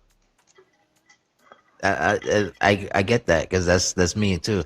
Like for example, right? I remember I saw Todd's female core like come out in multiple shows, and every time she comes out, like I don't know, I guess it's the camera or the lighting, but it looks like old girl got a mustache. So I'd be like, yo, who's old girl with the mustache? You know what I'm saying? Like any other person that knows, you know what I'm saying? Any other person that knows that, like that knows me, like y'all all fuck with me. So y'all already know that I can get away with saying shit like that. You know what I'm saying? But like another person that doesn't know him and it doesn't fuck with him like that and says some shit like that, they'd be like, yo, what's wrong with this nigga? Yo, watch your fucking mouth. Or I got some real shit. Right. Or you like be like, yo, kick this guy. Like, you know what I'm saying? Like, you know what I mean? Because you'd be like, yo, who are you? Like, you're not allowed to talk like that. And I hate people that come into the shit too and be like, yo, suck my dick. Or use words like faggot or like pussy. You know, I'm like, how you like what are you doing? Like, that's not wrestling, my dude. Like, we don't talk like that. Right. You know what I mean? Like I could try to shit on you and like verbally fuck you up without like doing that. You know what I'm saying? Like I don't have to say all that shit to you to like verbally assault you. I could say some shit like hurt your feelings and shit, you know? Right. I'm from New York. I grew up with jokes like, yo, the last one to the store, mom sucks dick type shit. I grew up like that. Right. Like, I grew up with those type of jokes. Like you can't hurt my feelings. Like there's nothing you can say to me that like, you know what I'm saying? Right. Or like shout out to Psycho, but he mentions a lot of eating dog shit. And I'm like, yo, Psycho, like, cut it out, bro. You mentioned a lot of dog shit. What's going on here? Like, hold up. The Psycho shit is the Psycho shit is hilarious because he can take it. That's the good part. If he couldn't take it, we will stop. You get what I'm saying? We'll be like, nah, chill, leave him alone. But if he could take it, then bro, we're gonna keep on, man. You know how it is. I'll slap everyone in here. Make sure Hitman has his stepladder to slap me, okay? Look at this, Hitman. That way I can kick his stepladder out from underneath and watch him fall. He's only talking. He's only talking like that because he looked like Tupac with the nose ring. Thug life. I peeped that Lauryn Hill picture though that you got. This nigga got the Lauryn Hill thing. We're gonna call him Lawrence Hill. Lawrence Hill, great. Shout out to Hitman Gaming. Shout out to ASW. Give that shit a shout out in the chat, ladies and gentlemen. Y'all know what time it is. Oh shit! Look who's in the building. Is that RJ Bombshell? Oh shit! Everybody gonna throw apples and tomatoes at you, boysy. They might even throw glizzies at you. Pause. Fucking idiot. See, I be saying shit like that. They be out of pocket. Niggas be like, "Yo, that's too much." But if you know me, you know that's not too much. You know what I'm saying? For anybody that just like new here, they'll be like, "Yo, this guy's talking real like crazy." Yeah, some of the shit me and Tone say, because since he's also on Xbox and I stream off my Xbox, sometimes see this shit Xbox, y'all. Let's talk about it. I mean, I got both. Sorry, you guys are going through that. I got both, but I just happen to stream off my Xbox. I happen to also have more friends that have Xbox, so like I use my Xbox for more multiplayer games. Us too. So you don't have a lot of friends then? And then my No, we have lots of friends on Xbox. A-Dod's on Xbox. Everybody, all of us on Xbox. And then I use my PlayStation 5 for more like solo games. So like I love God of War and that kind of shit like that. And so I'll just play that on that. You saved this, so you good. He's valid, y'all. He's back. Sometimes, so me and Tone will be in a party while I'm streaming, and like he won't include his voice, and so he's saying some dumb shit in my fucking ear, and I'm trying to call a fucking match. I'm like, yo, shut the fuck up. I can't wait to get a PlayStation so I can watch movies with my girl. Yeah, you gotta go back to the functions and find another one. You got one to buy you an Xbox 360. Find one to buy you PS5. I haven't Back been in the function is wild. That is wild because I haven't been in the function since 2006. You said it. This is your fault, DBD. You said some fat bitch from the function bought you an Xbox 360. Same thing for PS5. I hate that you niggas remember that shit. Can't believe you. You can ask Tone. I have a crazy memory. Granted, in the longer work I'm in, elephant memory. I said that shit in 24. This nigga remembers that shit today. But yeah, I haven't been in the function since 2006. Faithfully, KOF, King of Functions. You're probably in there like King of Functions is wild. Who did that? Put that man on timeout. Whoever my mod is, whoever's my mod out there, go ahead and put that man in timeout. Put him in the bathroom. Yeah. So put him in his high chair. He'll be fine. You guys want to rebound off that about what he brings in from his real life into the EFED life? No? All right. No, you straight. He pretty much explained it, you know. Yeah, that's what I'm saying. That maybe I wanted to rebound. But good. If you could step in the ring with a wrestling legend from the past or present, Taker. A legend. Taker.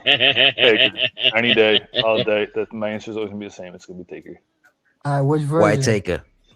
Yeah, which version and why Taker? Which version? 2029, 2010 Taker. Right before, like right when he ended his. We haven't even seen that one. 2029. Oh, 2010. My bad. Well, I can see in the future, bro. No, but 2010. Right when he was pretty much ending his full-time career. Something about that Taker. He looked the most fit he's ever been. He was flying over top ropes like it was nothing. That match that he had with Shawn Michaels at Mania 25, phenomenal match. Again, I've always liked Taker from day one, from Taker when he first came about, to Ministry of Darkness, to American Badass, back to the Phenom, the Dead Man.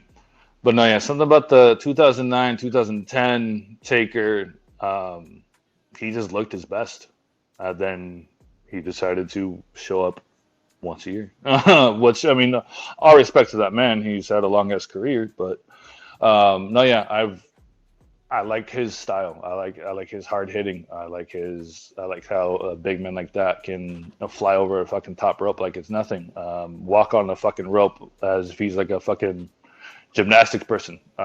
He does crazy things that you don't see big men do. Also, I mean, shout out to Keith Lee. Keith Lee's also one of those guys who does some crazy things that big men shouldn't do. I'm surprised he didn't say Damian Priest, because Damian Priest is like Undertaker Jr. kind of shit. Like that's the closest thing to Undertaker. Different, bro. He ain't that good, in my opinion. I mean, I wouldn't even call him Undertaker Jr. Shout out to Punishment Martinez. I would rather fight Punishment Martinez over Damian Priest, though. I think we should get like a 2K showcase, like with Undertaker, his whole like career. They gave us. They didn't give us that with the Dead Man one last year. They did. Oh, nah. No, that wasn't the showcase. That was just the Mania matches. The cover. And the reason why I say the showcase is so we could get that Ministry of Darkness promo cutscene. I think that was the greatest thing that was the greatest thing that ever happened in the Attitude Era. The Ministry of Darkness.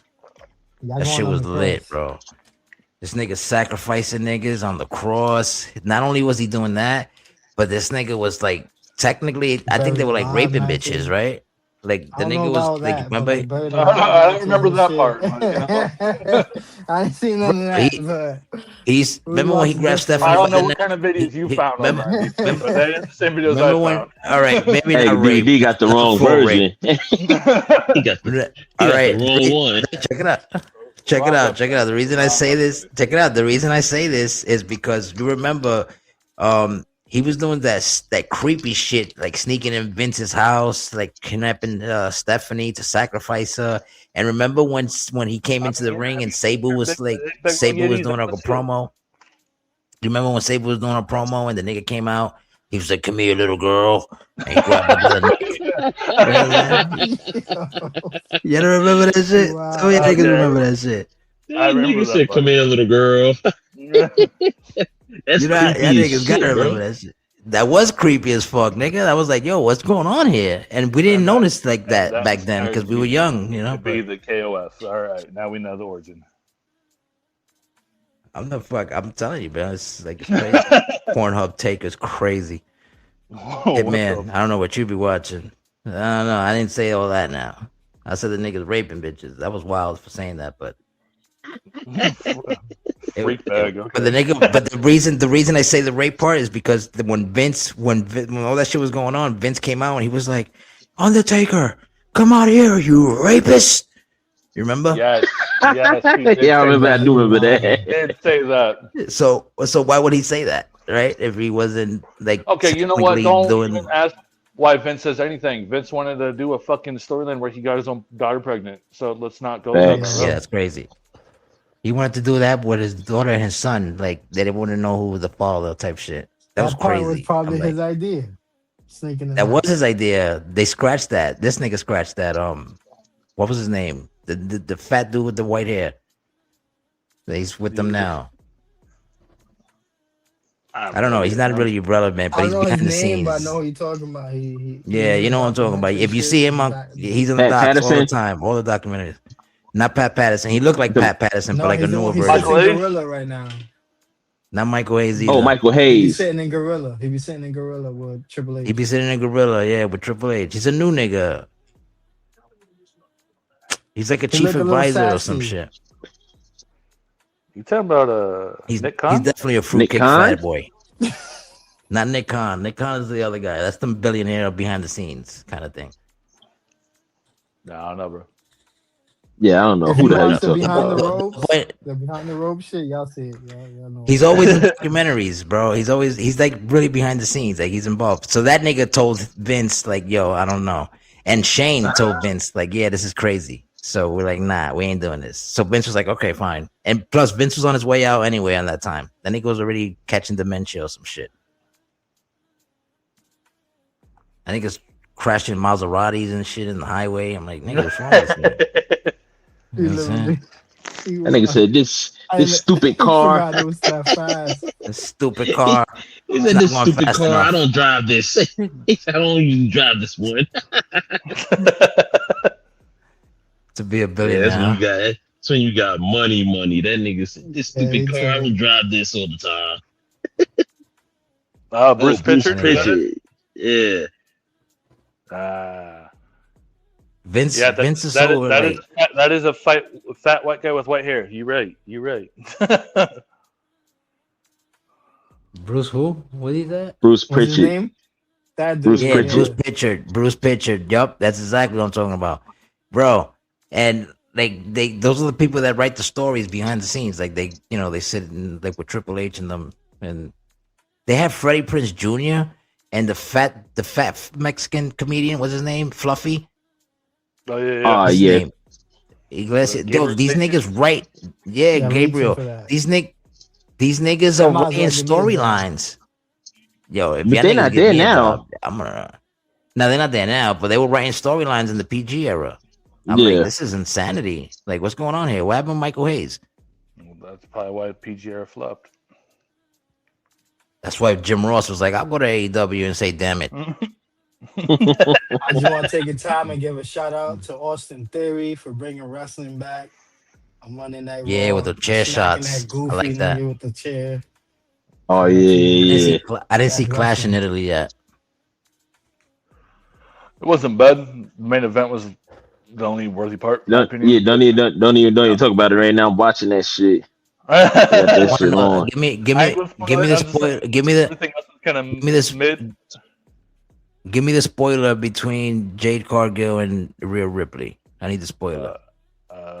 Mommy. Who won? Oh, Mommy won. Third. Yep. I didn't like that. I didn't like that match at all. That shit was way too many botches in that match. Yeah, botches. Yeah, they botched. Yeah. Yep. And then the fucking having because she had Michin and B-Fab coming in, but then they got who botched the most? Fucking simple spot, putting her foot on the rope. I'm like, how do you botch that, bro? Yeah. Hold up. Who botched the most? Like Rhea or Jade botched the most? It was Jade.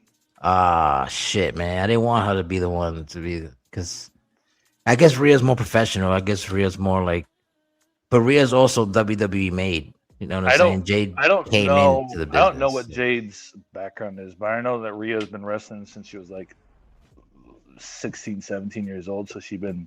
Yeah, no, but it's like she's what WWE expects from her. You get what I'm saying? Jade Cargill is already a wrestler from another brand, and she came with whatever she knows, and she's learning now, right? Yeah, no. I mean, she's definitely gotten better, but there's still definitely still more room for progress. Yeah, it's like I didn't care for the ending to have Charlotte Flair there to minimize B-Fab and Michin, and then Charlotte puts Jade's foot on the rope right after. Like, this is just a bunch of bullshit. And then, of course, Rhea ends up hitting the finisher, and she went like fucking trash. I mean, I don't think Charlotte should be there at all, but that's my opinion. Right. I think Charlotte is like the worst wrestler, and they make her like the goated wrestler type shit. Like she botches a lot too. I think she does her wardrobe malfunction. I think she does her wardrobe malfunctions on purpose too. Yeah, but all she got is tits, because those fake tits and a fake nose. She that's what she works on. She only works on the face and chest. She never works on her ass. So I'm like, bitch, you flat chested. Why you wearing skirts like that? Flat ass. You look like a fucking iron board. You wildin'. And she got the nerves to wear that shit. You know that thing they wear on their thigh that holds their butt cheek up to make their butt look bigger? Yeah. She wears that too. I'm like, why are you wearing that? What are you doing? You're propping nothing up. All right, cool. You're popping nothing. Like, what is this? You look like Miley Cyrus in the fucking MTV Awards. Oh, my God.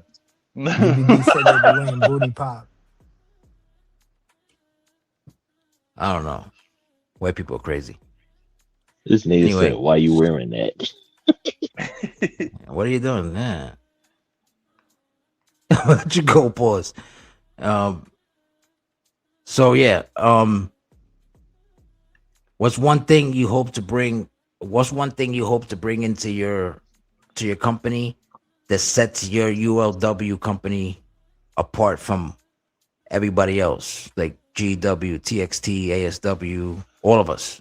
That's basically so I'm doing looking this shit. to bring back live recaps. We used to do it way back then, a couple years ago, where we'd run a show, and then usually on Facebook or something like that, we would just talk about the match card, kind of do a spot of the night, match of the night, that kind of shit.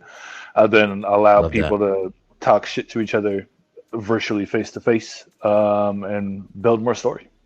I don't see anybody else doing that shit, and we used to do it a lot. And I think that was something that a lot of the roster looked forward to, because they just liked the shit talking, and it was entertaining as fuck. And then for reasons that won't be spoken right now, Todd, we discontinued them for a little bit because shit went haywire. But no, yeah, I'm looking to bring that shit back because that shit was entertaining. It was fun. It made people a little more involved and participate a little bit more, build more story.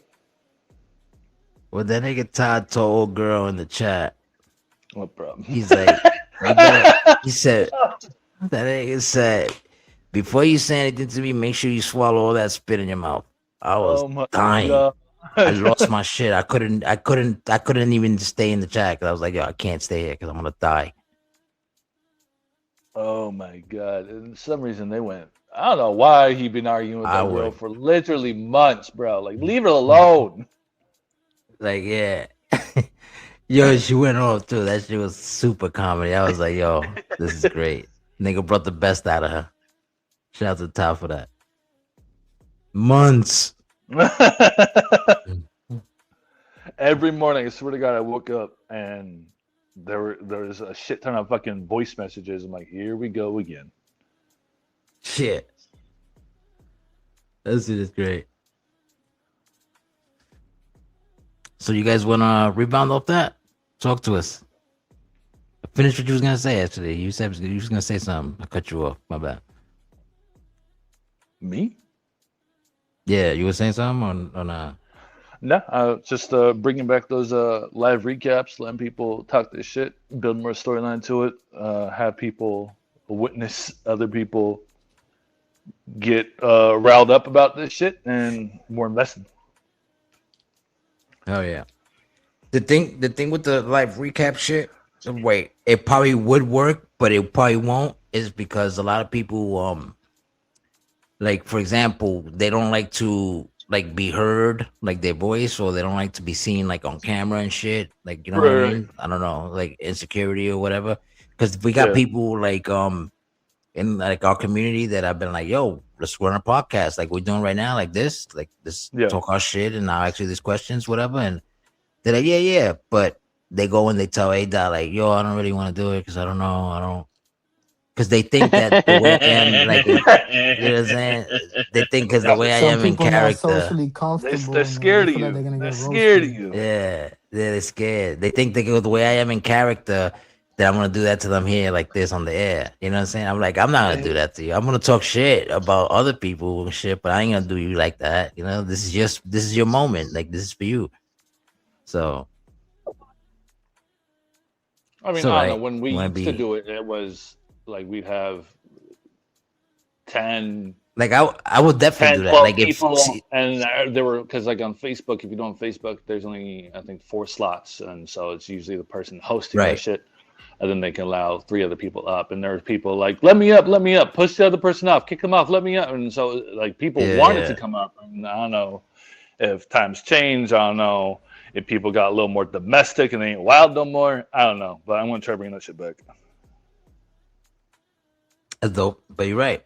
But it's like it's only like that's good for like you said, like, oh, you had the match of the night, so let's bring the dude who won match of the night or the chick who won match of the night kind of shit. You know what I mean?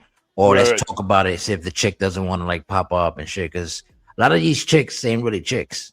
So, but it is what it is. You know, and if they are chicks, like they usually, no offense, but you know, you have some big girls and shit. Y'all in the function and shit. And I get it. Y'all don't want to show your chins. God. Shout out to the big girl.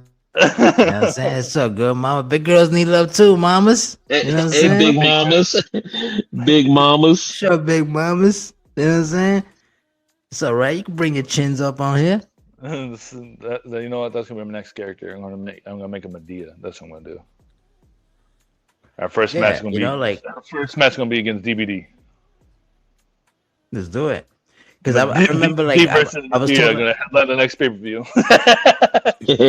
Because I was saying it the other days. Like, I was like, yo, just because you have a female character, just mean like, you know, I only have a female character just because I wanted to like rep my creation in the female division too, you know what I'm saying? So therefore, like, if DBD ain't on your show, at least Daisy's on your show, kind of shit. You know what I'm saying? Which, like, you know, actuality, shout out to Briggs, is actually Daniela, which is DVD with a wig. There you go. That's crazy. That's why I built the bitch the way she was built.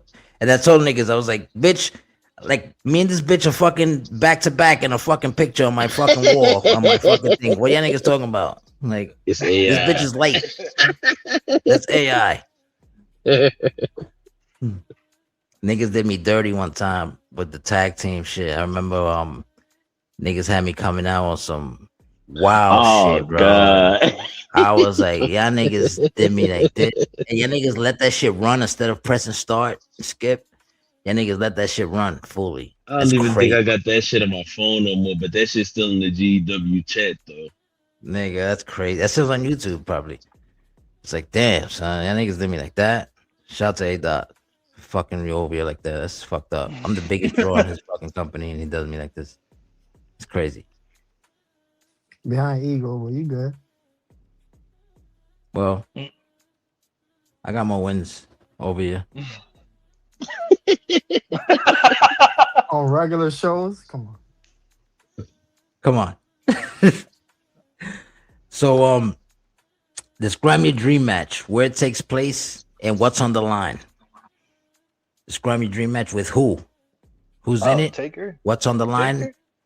Or my dream match against anybody I want, or just booking something. Your dream match, or you could do both. You have your dream match as your competitor, and you could have a dream match as you booking it. Like if you were the general booker and you had the contracts to these people. Okay. Dream match. We've seen it once, but I want to see it in a different way. I want to see Roman Reigns against Taker, with Taker in his prime, though.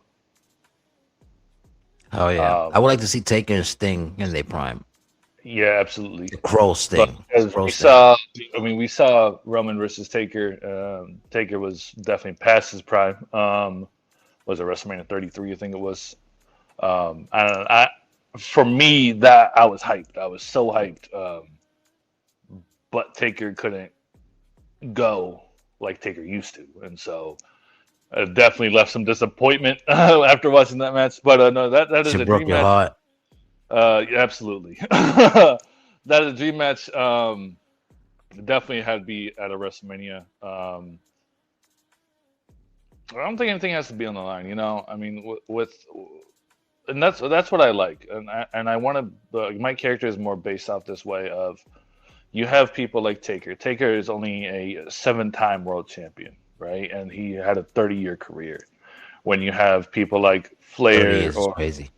You have Flair or Cena or H or Orton who have double digits as far as world champions go, and that's kind of one of their accomplishments when you talk about their career.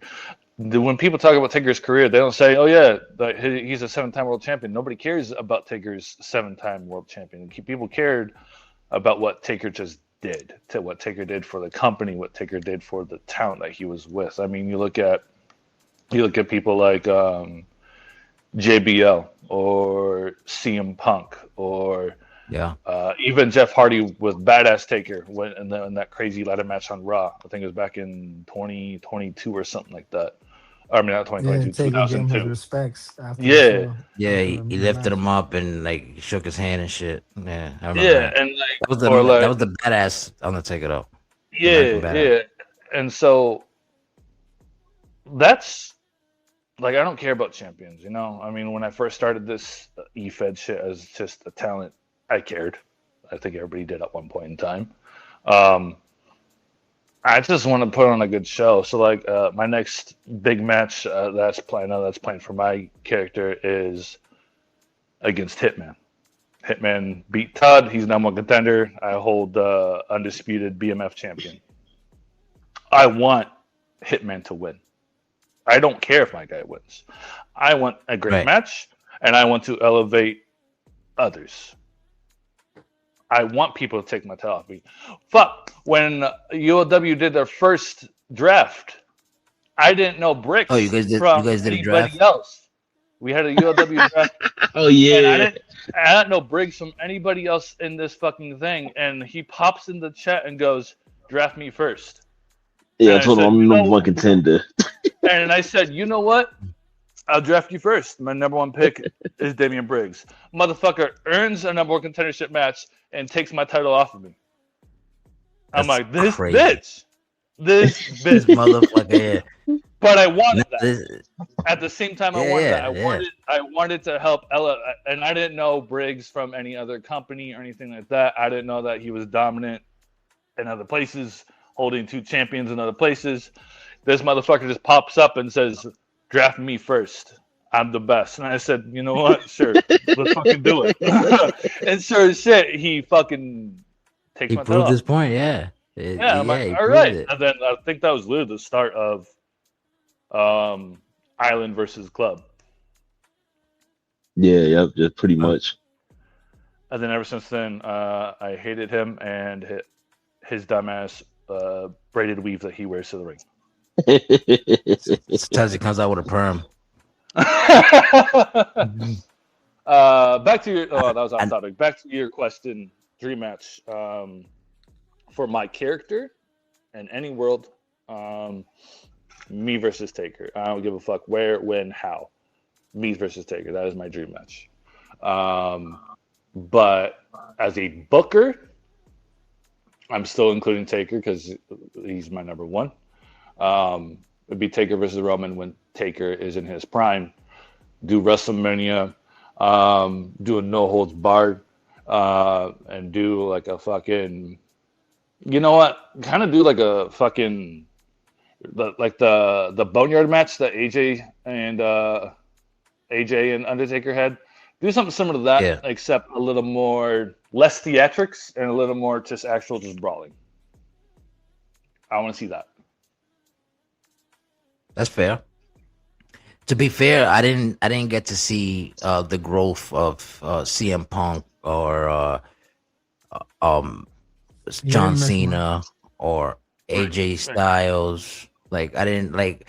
If I watched wrestling after 2006, it was like here and there because my nephews probably had it on or some shit like that. But I was outside, like literally. That was like I was wilding. You know what I mean? So I was like, man, wrestling is corny. Your function days, I got it. Yeah. I was wilding out. I was getting puss like left and right. That shit was crazy. I was like, this is what it's like. Fuck, I'm gonna be at home watching this shit. So yeah. And then Durag Vince was out too. I was like, this is terrible. I'm not watching this shit. Durag Vince. Oh my god, that was a terrible time. No, there was a brief moment where I stopped watching wrestling. I think it was between 2014 and 2018. I would catch up a little bit on highlights off of like YouTube and shit, but no, I never really watched it except like WrestleManias. And then I started back up in either it was I think it was 2019 or 2020, and then I saw kind of new characters, and so I started looking back at, I think it was it Peacock or WWE Network or whatever, and so it just kind of went into that WWE Network. Kind of taught myself what the fuck happened last decade or so. Mm-hmm. Thanks to Peacock, I started like catching up and shit, but then they took it out of it. Now it's on Netflix and shit, but I was watching from where I left off to see if I can like get into it, and there was some episodes that I'm like, because like, I don't know. I guess with like wrestling and shit, I hope that don't happen with EFED, like the EFED world and shit. But like, when it comes to like the wrestling world, like we so in tune with like whoever's popping. Like for me, for example, when Stone Cold stopped wrestling, like and The Rock like took over, and then The Rock left after that to go to Hollywood, and like there was really no guy. The only guy was like Triple H and shit, which that was cool, but it wasn't the same, you know. Like it's like we're so used to like kind of quietly retired and just went to like did Raw GM shit, and then at the same time Rock with a stunner here and there. I was there for that fucking that match in WrestleMania 19 in Seattle. I saw that match live, and it's funny looking back at it, not knowing, oh shit, both these guys are actually leaving being an active wrestler, and there's not really anybody. They weren't even fighting for a belt, and that was the main event. No. They weren't even fighting for the title. That's how you knew something was up.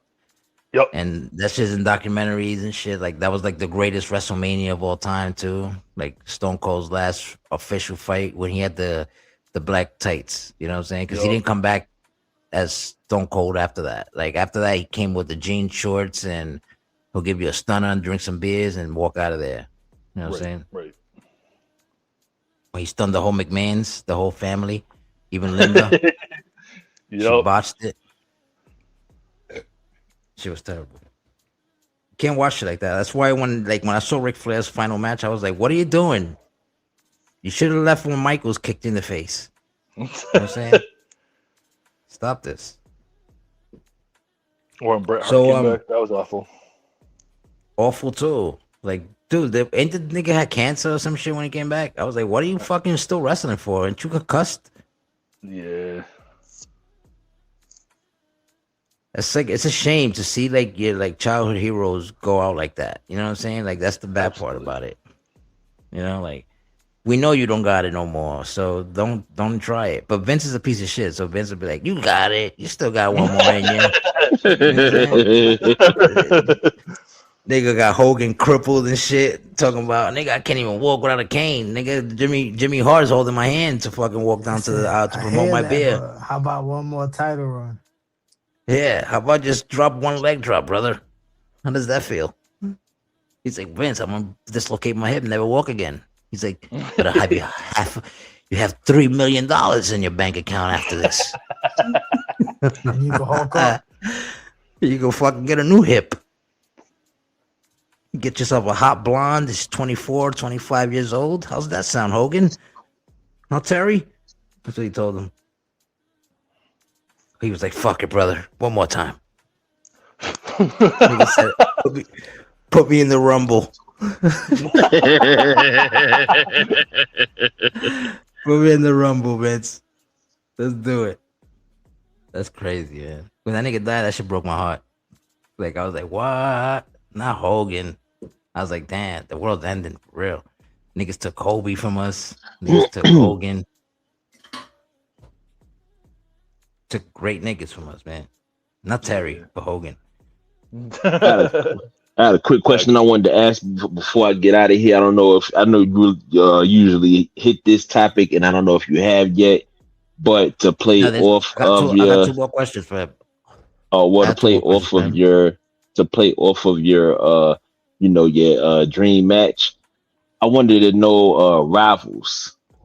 Like who were your top 5 rivals in E-Phase?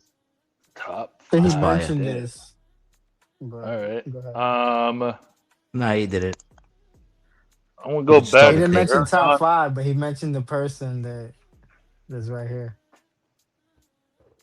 So let's go back early on. I think my first big rival I could remember was Inkslinger. Me and him got in a rivalry real quick when I first joined the Feds.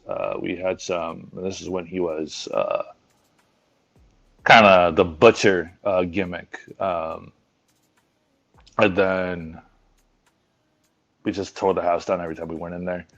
And somehow it's never left me. Inkslinger's always there. Inkslinger's always fuck the island, fuck Jackson, fuck this, fuck that. He's always there. Can't get rid of him. He's like that toilet paper gets stuck on your shoe and you can't get off. No. Shout He could do too. He is. Another big rivalry I had early on was Tessio. We fought over the main champion many times. He did a last ride to me 2 times in a match where the back of my head hit the fucking barricade. Little piece of shit. I'm dead. And then after that, I had a huge back and forth rivalry with CJ Frost. CJ Frost and I went. At one point, I joined the Venom Club and I turned on the Venom Club and I beat his ass, and that went on for a greater part of a year. Can't forget Damian Briggs, that piece of shit, fucking braided bust down coming out down. No. Which one? The Beast or the King? Because there's 2 of them. 3. The Beast, the King, and a Nightmare. But I forgot about the Nightmare. I don't think I really fought the Nightmare as much. But I definitely fought in the Beast. I definitely fought in the King. We've had plenty of fucking matches against each other. You've taken my title. I've taken your title. Mm-hmm. And I feel like whenever I had a rivalry going on with Briggs, there wasn't many words said. It was more just, it's going to happen. It's going to happen. Yeah. And that was it. We both know what was going to happen. We both knew what was going to go down. And we just beat the ever-living shit out of each other every damn time. Then number 5. I don't have number 5. I don't have a number 5. Shout out to Oconee. I've fought him a lot, both as a rivalry and as his tag team partner. I fought him when we're in the same faction. We always put on a good match. He holds it over my head every time. When he was still running his show, he had a huge, I think it was 20-man eliminating over the top rope match, and it was for his world title. The Battle Royal, and it was for number 1 contender for the War Dog Championship, which was his main champion. He wanted his own champion on his show so bad for so long, couldn't get it, kept failing. And then I threw his ass over the top rope, and I won that match. He holds it over my head every time. So I wouldn't say he is in my top 5 of rivalries, but I would say I think I have a top 4. I think I'm looking for number 5. I don't know if that's going to be. I don't know if that's going to be Hitman, because me and Hitman haven't really shared the ring too much. I've shared the ring with him, like as far as Island versus Club Elite, and so, but those are more tag team matches or war game matches and stuff like that. But me and him haven't really had that many one-on-ones, and so maybe that's my next top rivalry. I don't know, but no, yeah, I have a top 4. I don't have a top 5. Fire. Yeah, that's why. So, go ahead. Like to like rebound off that real quick. How do you feel about you own, like, you, since you're a showrunner? Like, how do you feel about you like running for like the world title? Do you think that's fair for you as the showrunner and you as the talent On your of own your own show. show to be like On my the own world show? champ type thing? Yes, and the short answer, yes. The long answer, I explain what I do. It's in the rules of UOW. I take characters off the CC and I plug them in matches. I don't do anything else. I mean, I fuck with the match sliders and that's it. As far as your sliders go, if you some reason upload your character as an 84 for whatever fucking reason, I'm not touching it. I'm not going to mess with it. I'm not going to fuck anything up, because I don't want you to say, well, maybe you did it wrong or anything like that. No. Upload it at max out overall and I'll plug them into a match. If you didn't do it that way, that's not my fault. I just took him off the CC and I plugged him into a match. And so, I mean, the same thing with my character. I put him at 100% overall and I plug him in a match.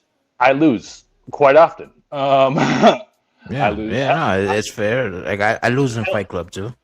But like with me in Fight Club, I don't compete for titles in Fight Club. You know what I'm saying? Like I do is like I let you fight me in Fight Club, and if you beat me, I'll give you a title shot at my world title of my company. That's fair. You know what I'm saying? Like, I mean, like I was holding the world title when I faced Damien. Damien took it off me, and then I didn't hold one for. That was back in 2025. I didn't hold one up until this year again, and so. I stay true to myself, and if other people disagree, that's their opinion, and I respect their opinion. I may not agree with everybody's opinions, but I respect their opinion. Of course. And so I know what I do. I know I just plug fucking characters into matches and try to make storylines out of them. And so I think if everybody's honest with themselves, yeah, it's fair. You know what I mean? Yeah. All right. Well, to be fair, for everybody in the chat, everybody out there, we've been running for 2 hours. The final question. This is for both your character and for you as the owner. Unless Briggs or Ego want to like rebound off what you were saying or shit. Y'all good? No, you good. All right. So yeah, like, where do you see yourself as Jackson Wright in the next couple seasons? Let's say up to 2K30. We're in 2K26 season right now, so every year is a new season. Where do you see yourself up to 2K30 as Jackson Wright? Yeah. As a character, like, just helping push town over. Honestly, I'm honestly more invested in my other characters. I know Hitman and Briggs got some of my other characters. I created a female faction called Big Bad and Beautiful, and they are dominating it over there. They're doing great, and that's what I like to see. I peeped them. And that's what I like. If my guy succeeds, cool. If he doesn't succeed, great. I don't care. I'd rather just use him as, and this is not enhancement talent, but kind of enhancement talent as a sense, because I know what my character is capable of. I've seen him win. I've seen him do amazing matches, and so if my character can help another character do an amazing match and put them over and have more eyes on them, fantastic. If they take a title off of me, fantastic. If we're in a number one contender and they beat my ass, fantastic. That's what I want.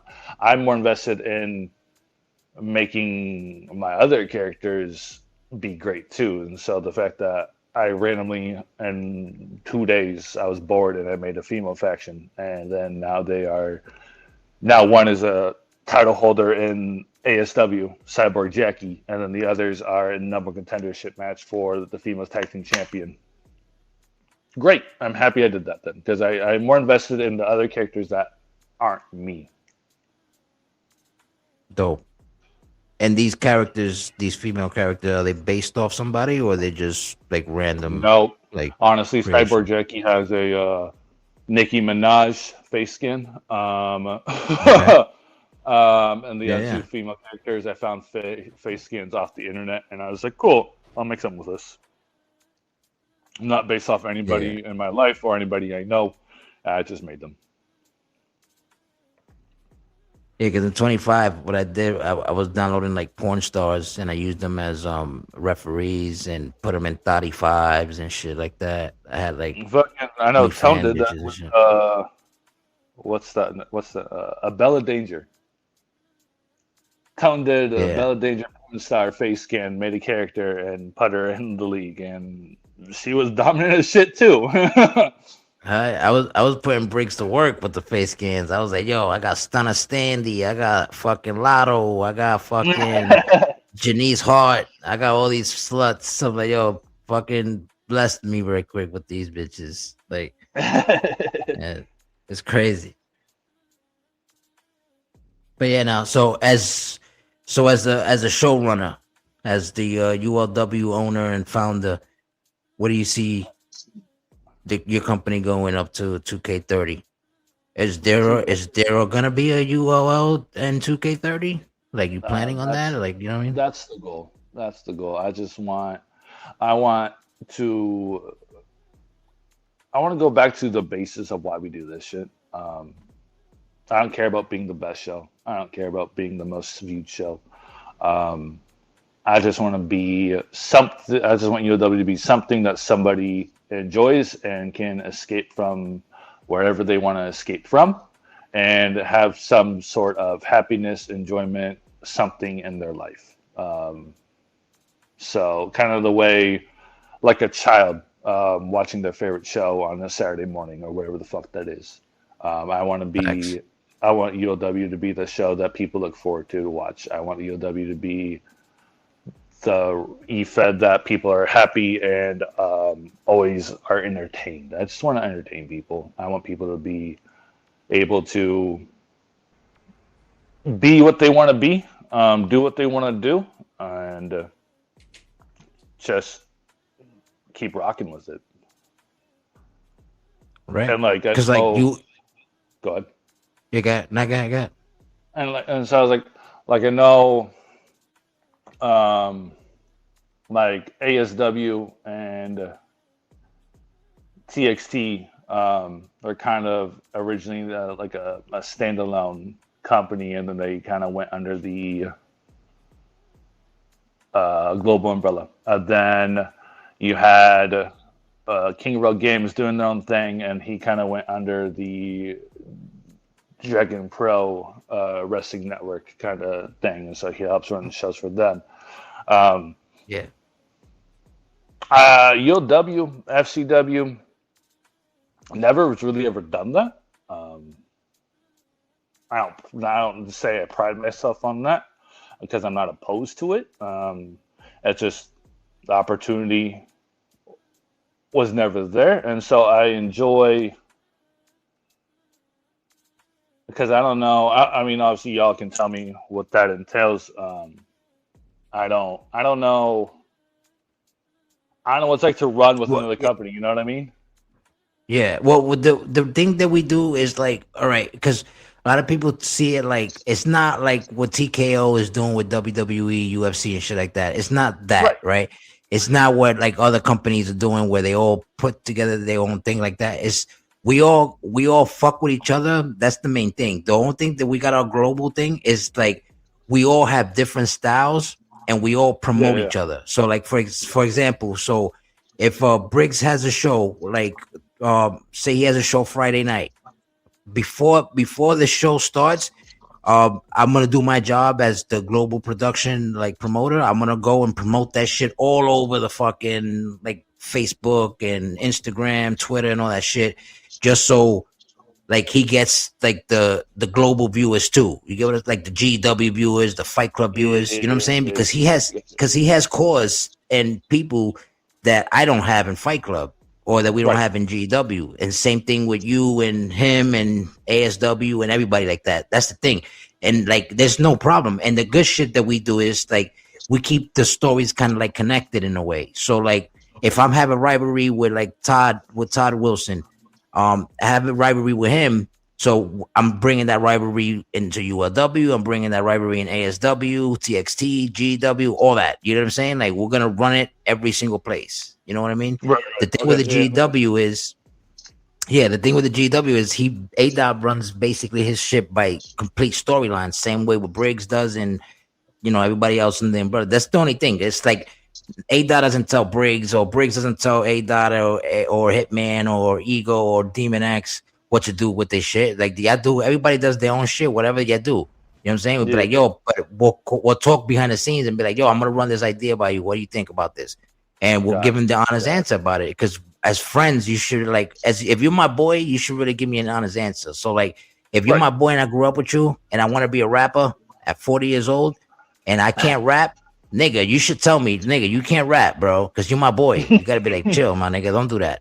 You know what I'm saying? Like, you can't, you know what I mean? That's what we basically do, shit like that. So, no, I think, and we feed off each other, you know. I think KCW jaded me a little bit after the whole, this is my company, you work for me, blah blah blah blah blah bullshit. Right. So, kind of having other promotions to work with or stuff like that, it was kind of a little like I was always a little standoffish about it, but obviously I know now, and I've learned more recently that it ain't like that everywhere. Some places are like that though. Some places are like, yo, we're gonna run it like this, and yo, I want you to do this and that. And people, you probably gonna be like, nah, man, I don't like that like idea, and then you're gonna feel like, by you saying that, you're gonna feel like you fucking up the connection with everybody, and you're like, well, you're gonna feel left out, or you're gonna feel like people are gonna feel some type of way because you said, nah, you don't like that idea. But that's the thing, we don't do it like that because we're not based like that. We just promote each other's shit. You know what I'm saying? Like every time we pop up in each other's streams, we keep that same energy in everybody's stream. That's the whole global shit. I keep that energy with your stream too. It's just your motherfuckers be streaming at the wrong times and shit, and I can't fucking comment sometimes. Sometimes I can, sometimes I can't. You know, like I say, every time you pop in and you're at your job, fuck that job. Yeah, man, fuck that job, bro. I'm about to quit. But no, but 30-30, I definitely do want. I still want ULW to be running. I want it to be as I want every company I fuck with. So whether that be anything, pretty much anything under. I mean, I'm part of Fight Club. I'm part of GW. I'm part of ASW. I'm part of TXT. I want them all to succeed. I want them to all get better. I want them to all be the best they can possibly be. But I want the same thing for my own company. So yeah. Big facts, brother. I appreciate that shit. You guys want to rebound off that? I think you guys been covering everything today. Seems, he's a pretty cool guy. Pretty legit. Solid. Hell yeah. Facts. Final question, and we're done here, right? When it's all said and done, Like when this shit ain't even, which it's gonna still grow because we're gonna have like the little niggas growing up who play games and shit, who watch wrestling, keep doing this shit that we do, and it's gonna Right. get bigger. So when it's all said and done for you, as the talent and as the show owner, what do you want to be remembered as? Like, you want to be known as, yo, this. I The remember answer, ULW, and I remember the answer Jackson is the Wright. That same. shit was fire. That shit. The answer is the same for both character and showrunner. I want to be remembered as someone who helped pave the way to make this shit better. Pave the way to cut out the weird toxicity, which I don't think is going to happen anytime soon because there's some weird motherfuckers in this world. Always. Shout out to Mills. Always. No. Don't play with your No bitch. milk needed. But no, yeah, I just want to Cornballs. be remembered as someone who helped elevate everything. I don't want to be remembered as the one who ran it. I don't want to be remembered as the one who did it the best. I don't care about that shit. I just want to be the one that was remembered that helped make it happen. That's it. That's big facts. Hell yeah. Appreciate that answer. That's a real dope answer. You guys want to rebound off that? No, I'm good, man. Yeah, I fuck with it. You already know. Ladies and gentlemen, this and that podcast. We live here tonight with the one and only Jackson, the Blood Chief Wright. Make sure y'all tune in to ULW. Corner Deck PLE. Castle. Shout out to the PLE. Yeah, promote it. Do what you gotta do. Stranded Deep. The ULW presents Stranded Deep. Next PLE will be on Sunday, June 7th, coming live from Auckland, New Zealand. Main event is going to be Oconee versus Damian Briggs for the War Dog Champion. Co-main event going to be Hitman, Mr. 762, Jay Smoke, taking on Jackson Blood Chief for the undisputed BMF champion. Hitman doing double duty that day too, because he also has the first match. He's opening and closing that damn motherfucker, because that motherfucker wants to hoard titles and have 2 titles. So fuck him. You getting fat while we starving. Look at him. Shout out to him, man, though. Oh yeah, man. Like I said, yo, I appreciate you for pulling up, bro, and answering all these questions, being real, staying in character, staying out of character, doing what you do. I fuck with ULW, you already know. I fuck with you. I'm proud to be a part of your community and part of your stuff, you know what I'm saying? And I'm looking forward to seeing the shit grow, like you said. We're gonna keep it moving, we're gonna keep it growing, and I'm gonna keep fucking with y'all as long as y'all keep fucking with me type shit, because I'm gonna be the same person I've always been since the moment y'all met me. So absolutely, let's get it. Thank you, ladies and gentlemen. Yes, sir. Jackson, the Blood Chief Wright, alongside with your boy, Mr. Dimebag Dan, my co-host tonight, Ego the Prince, and Damian Briggs, TXT owner. Make sure y'all tune in to ULW. Shit's gonna get crazy. Sir. Appreciate everybody for stopping on. Appreciate everybody who tuned in. Everybody who's gonna tune in and listen later. Y'all can listen to us on Spotify and on Twitch and YouTube. I know what time it is. This is the This and That podcast where we speak about it so y'all niggas can whisper about it later. But we out this bitch. You heard? Peace. Peace.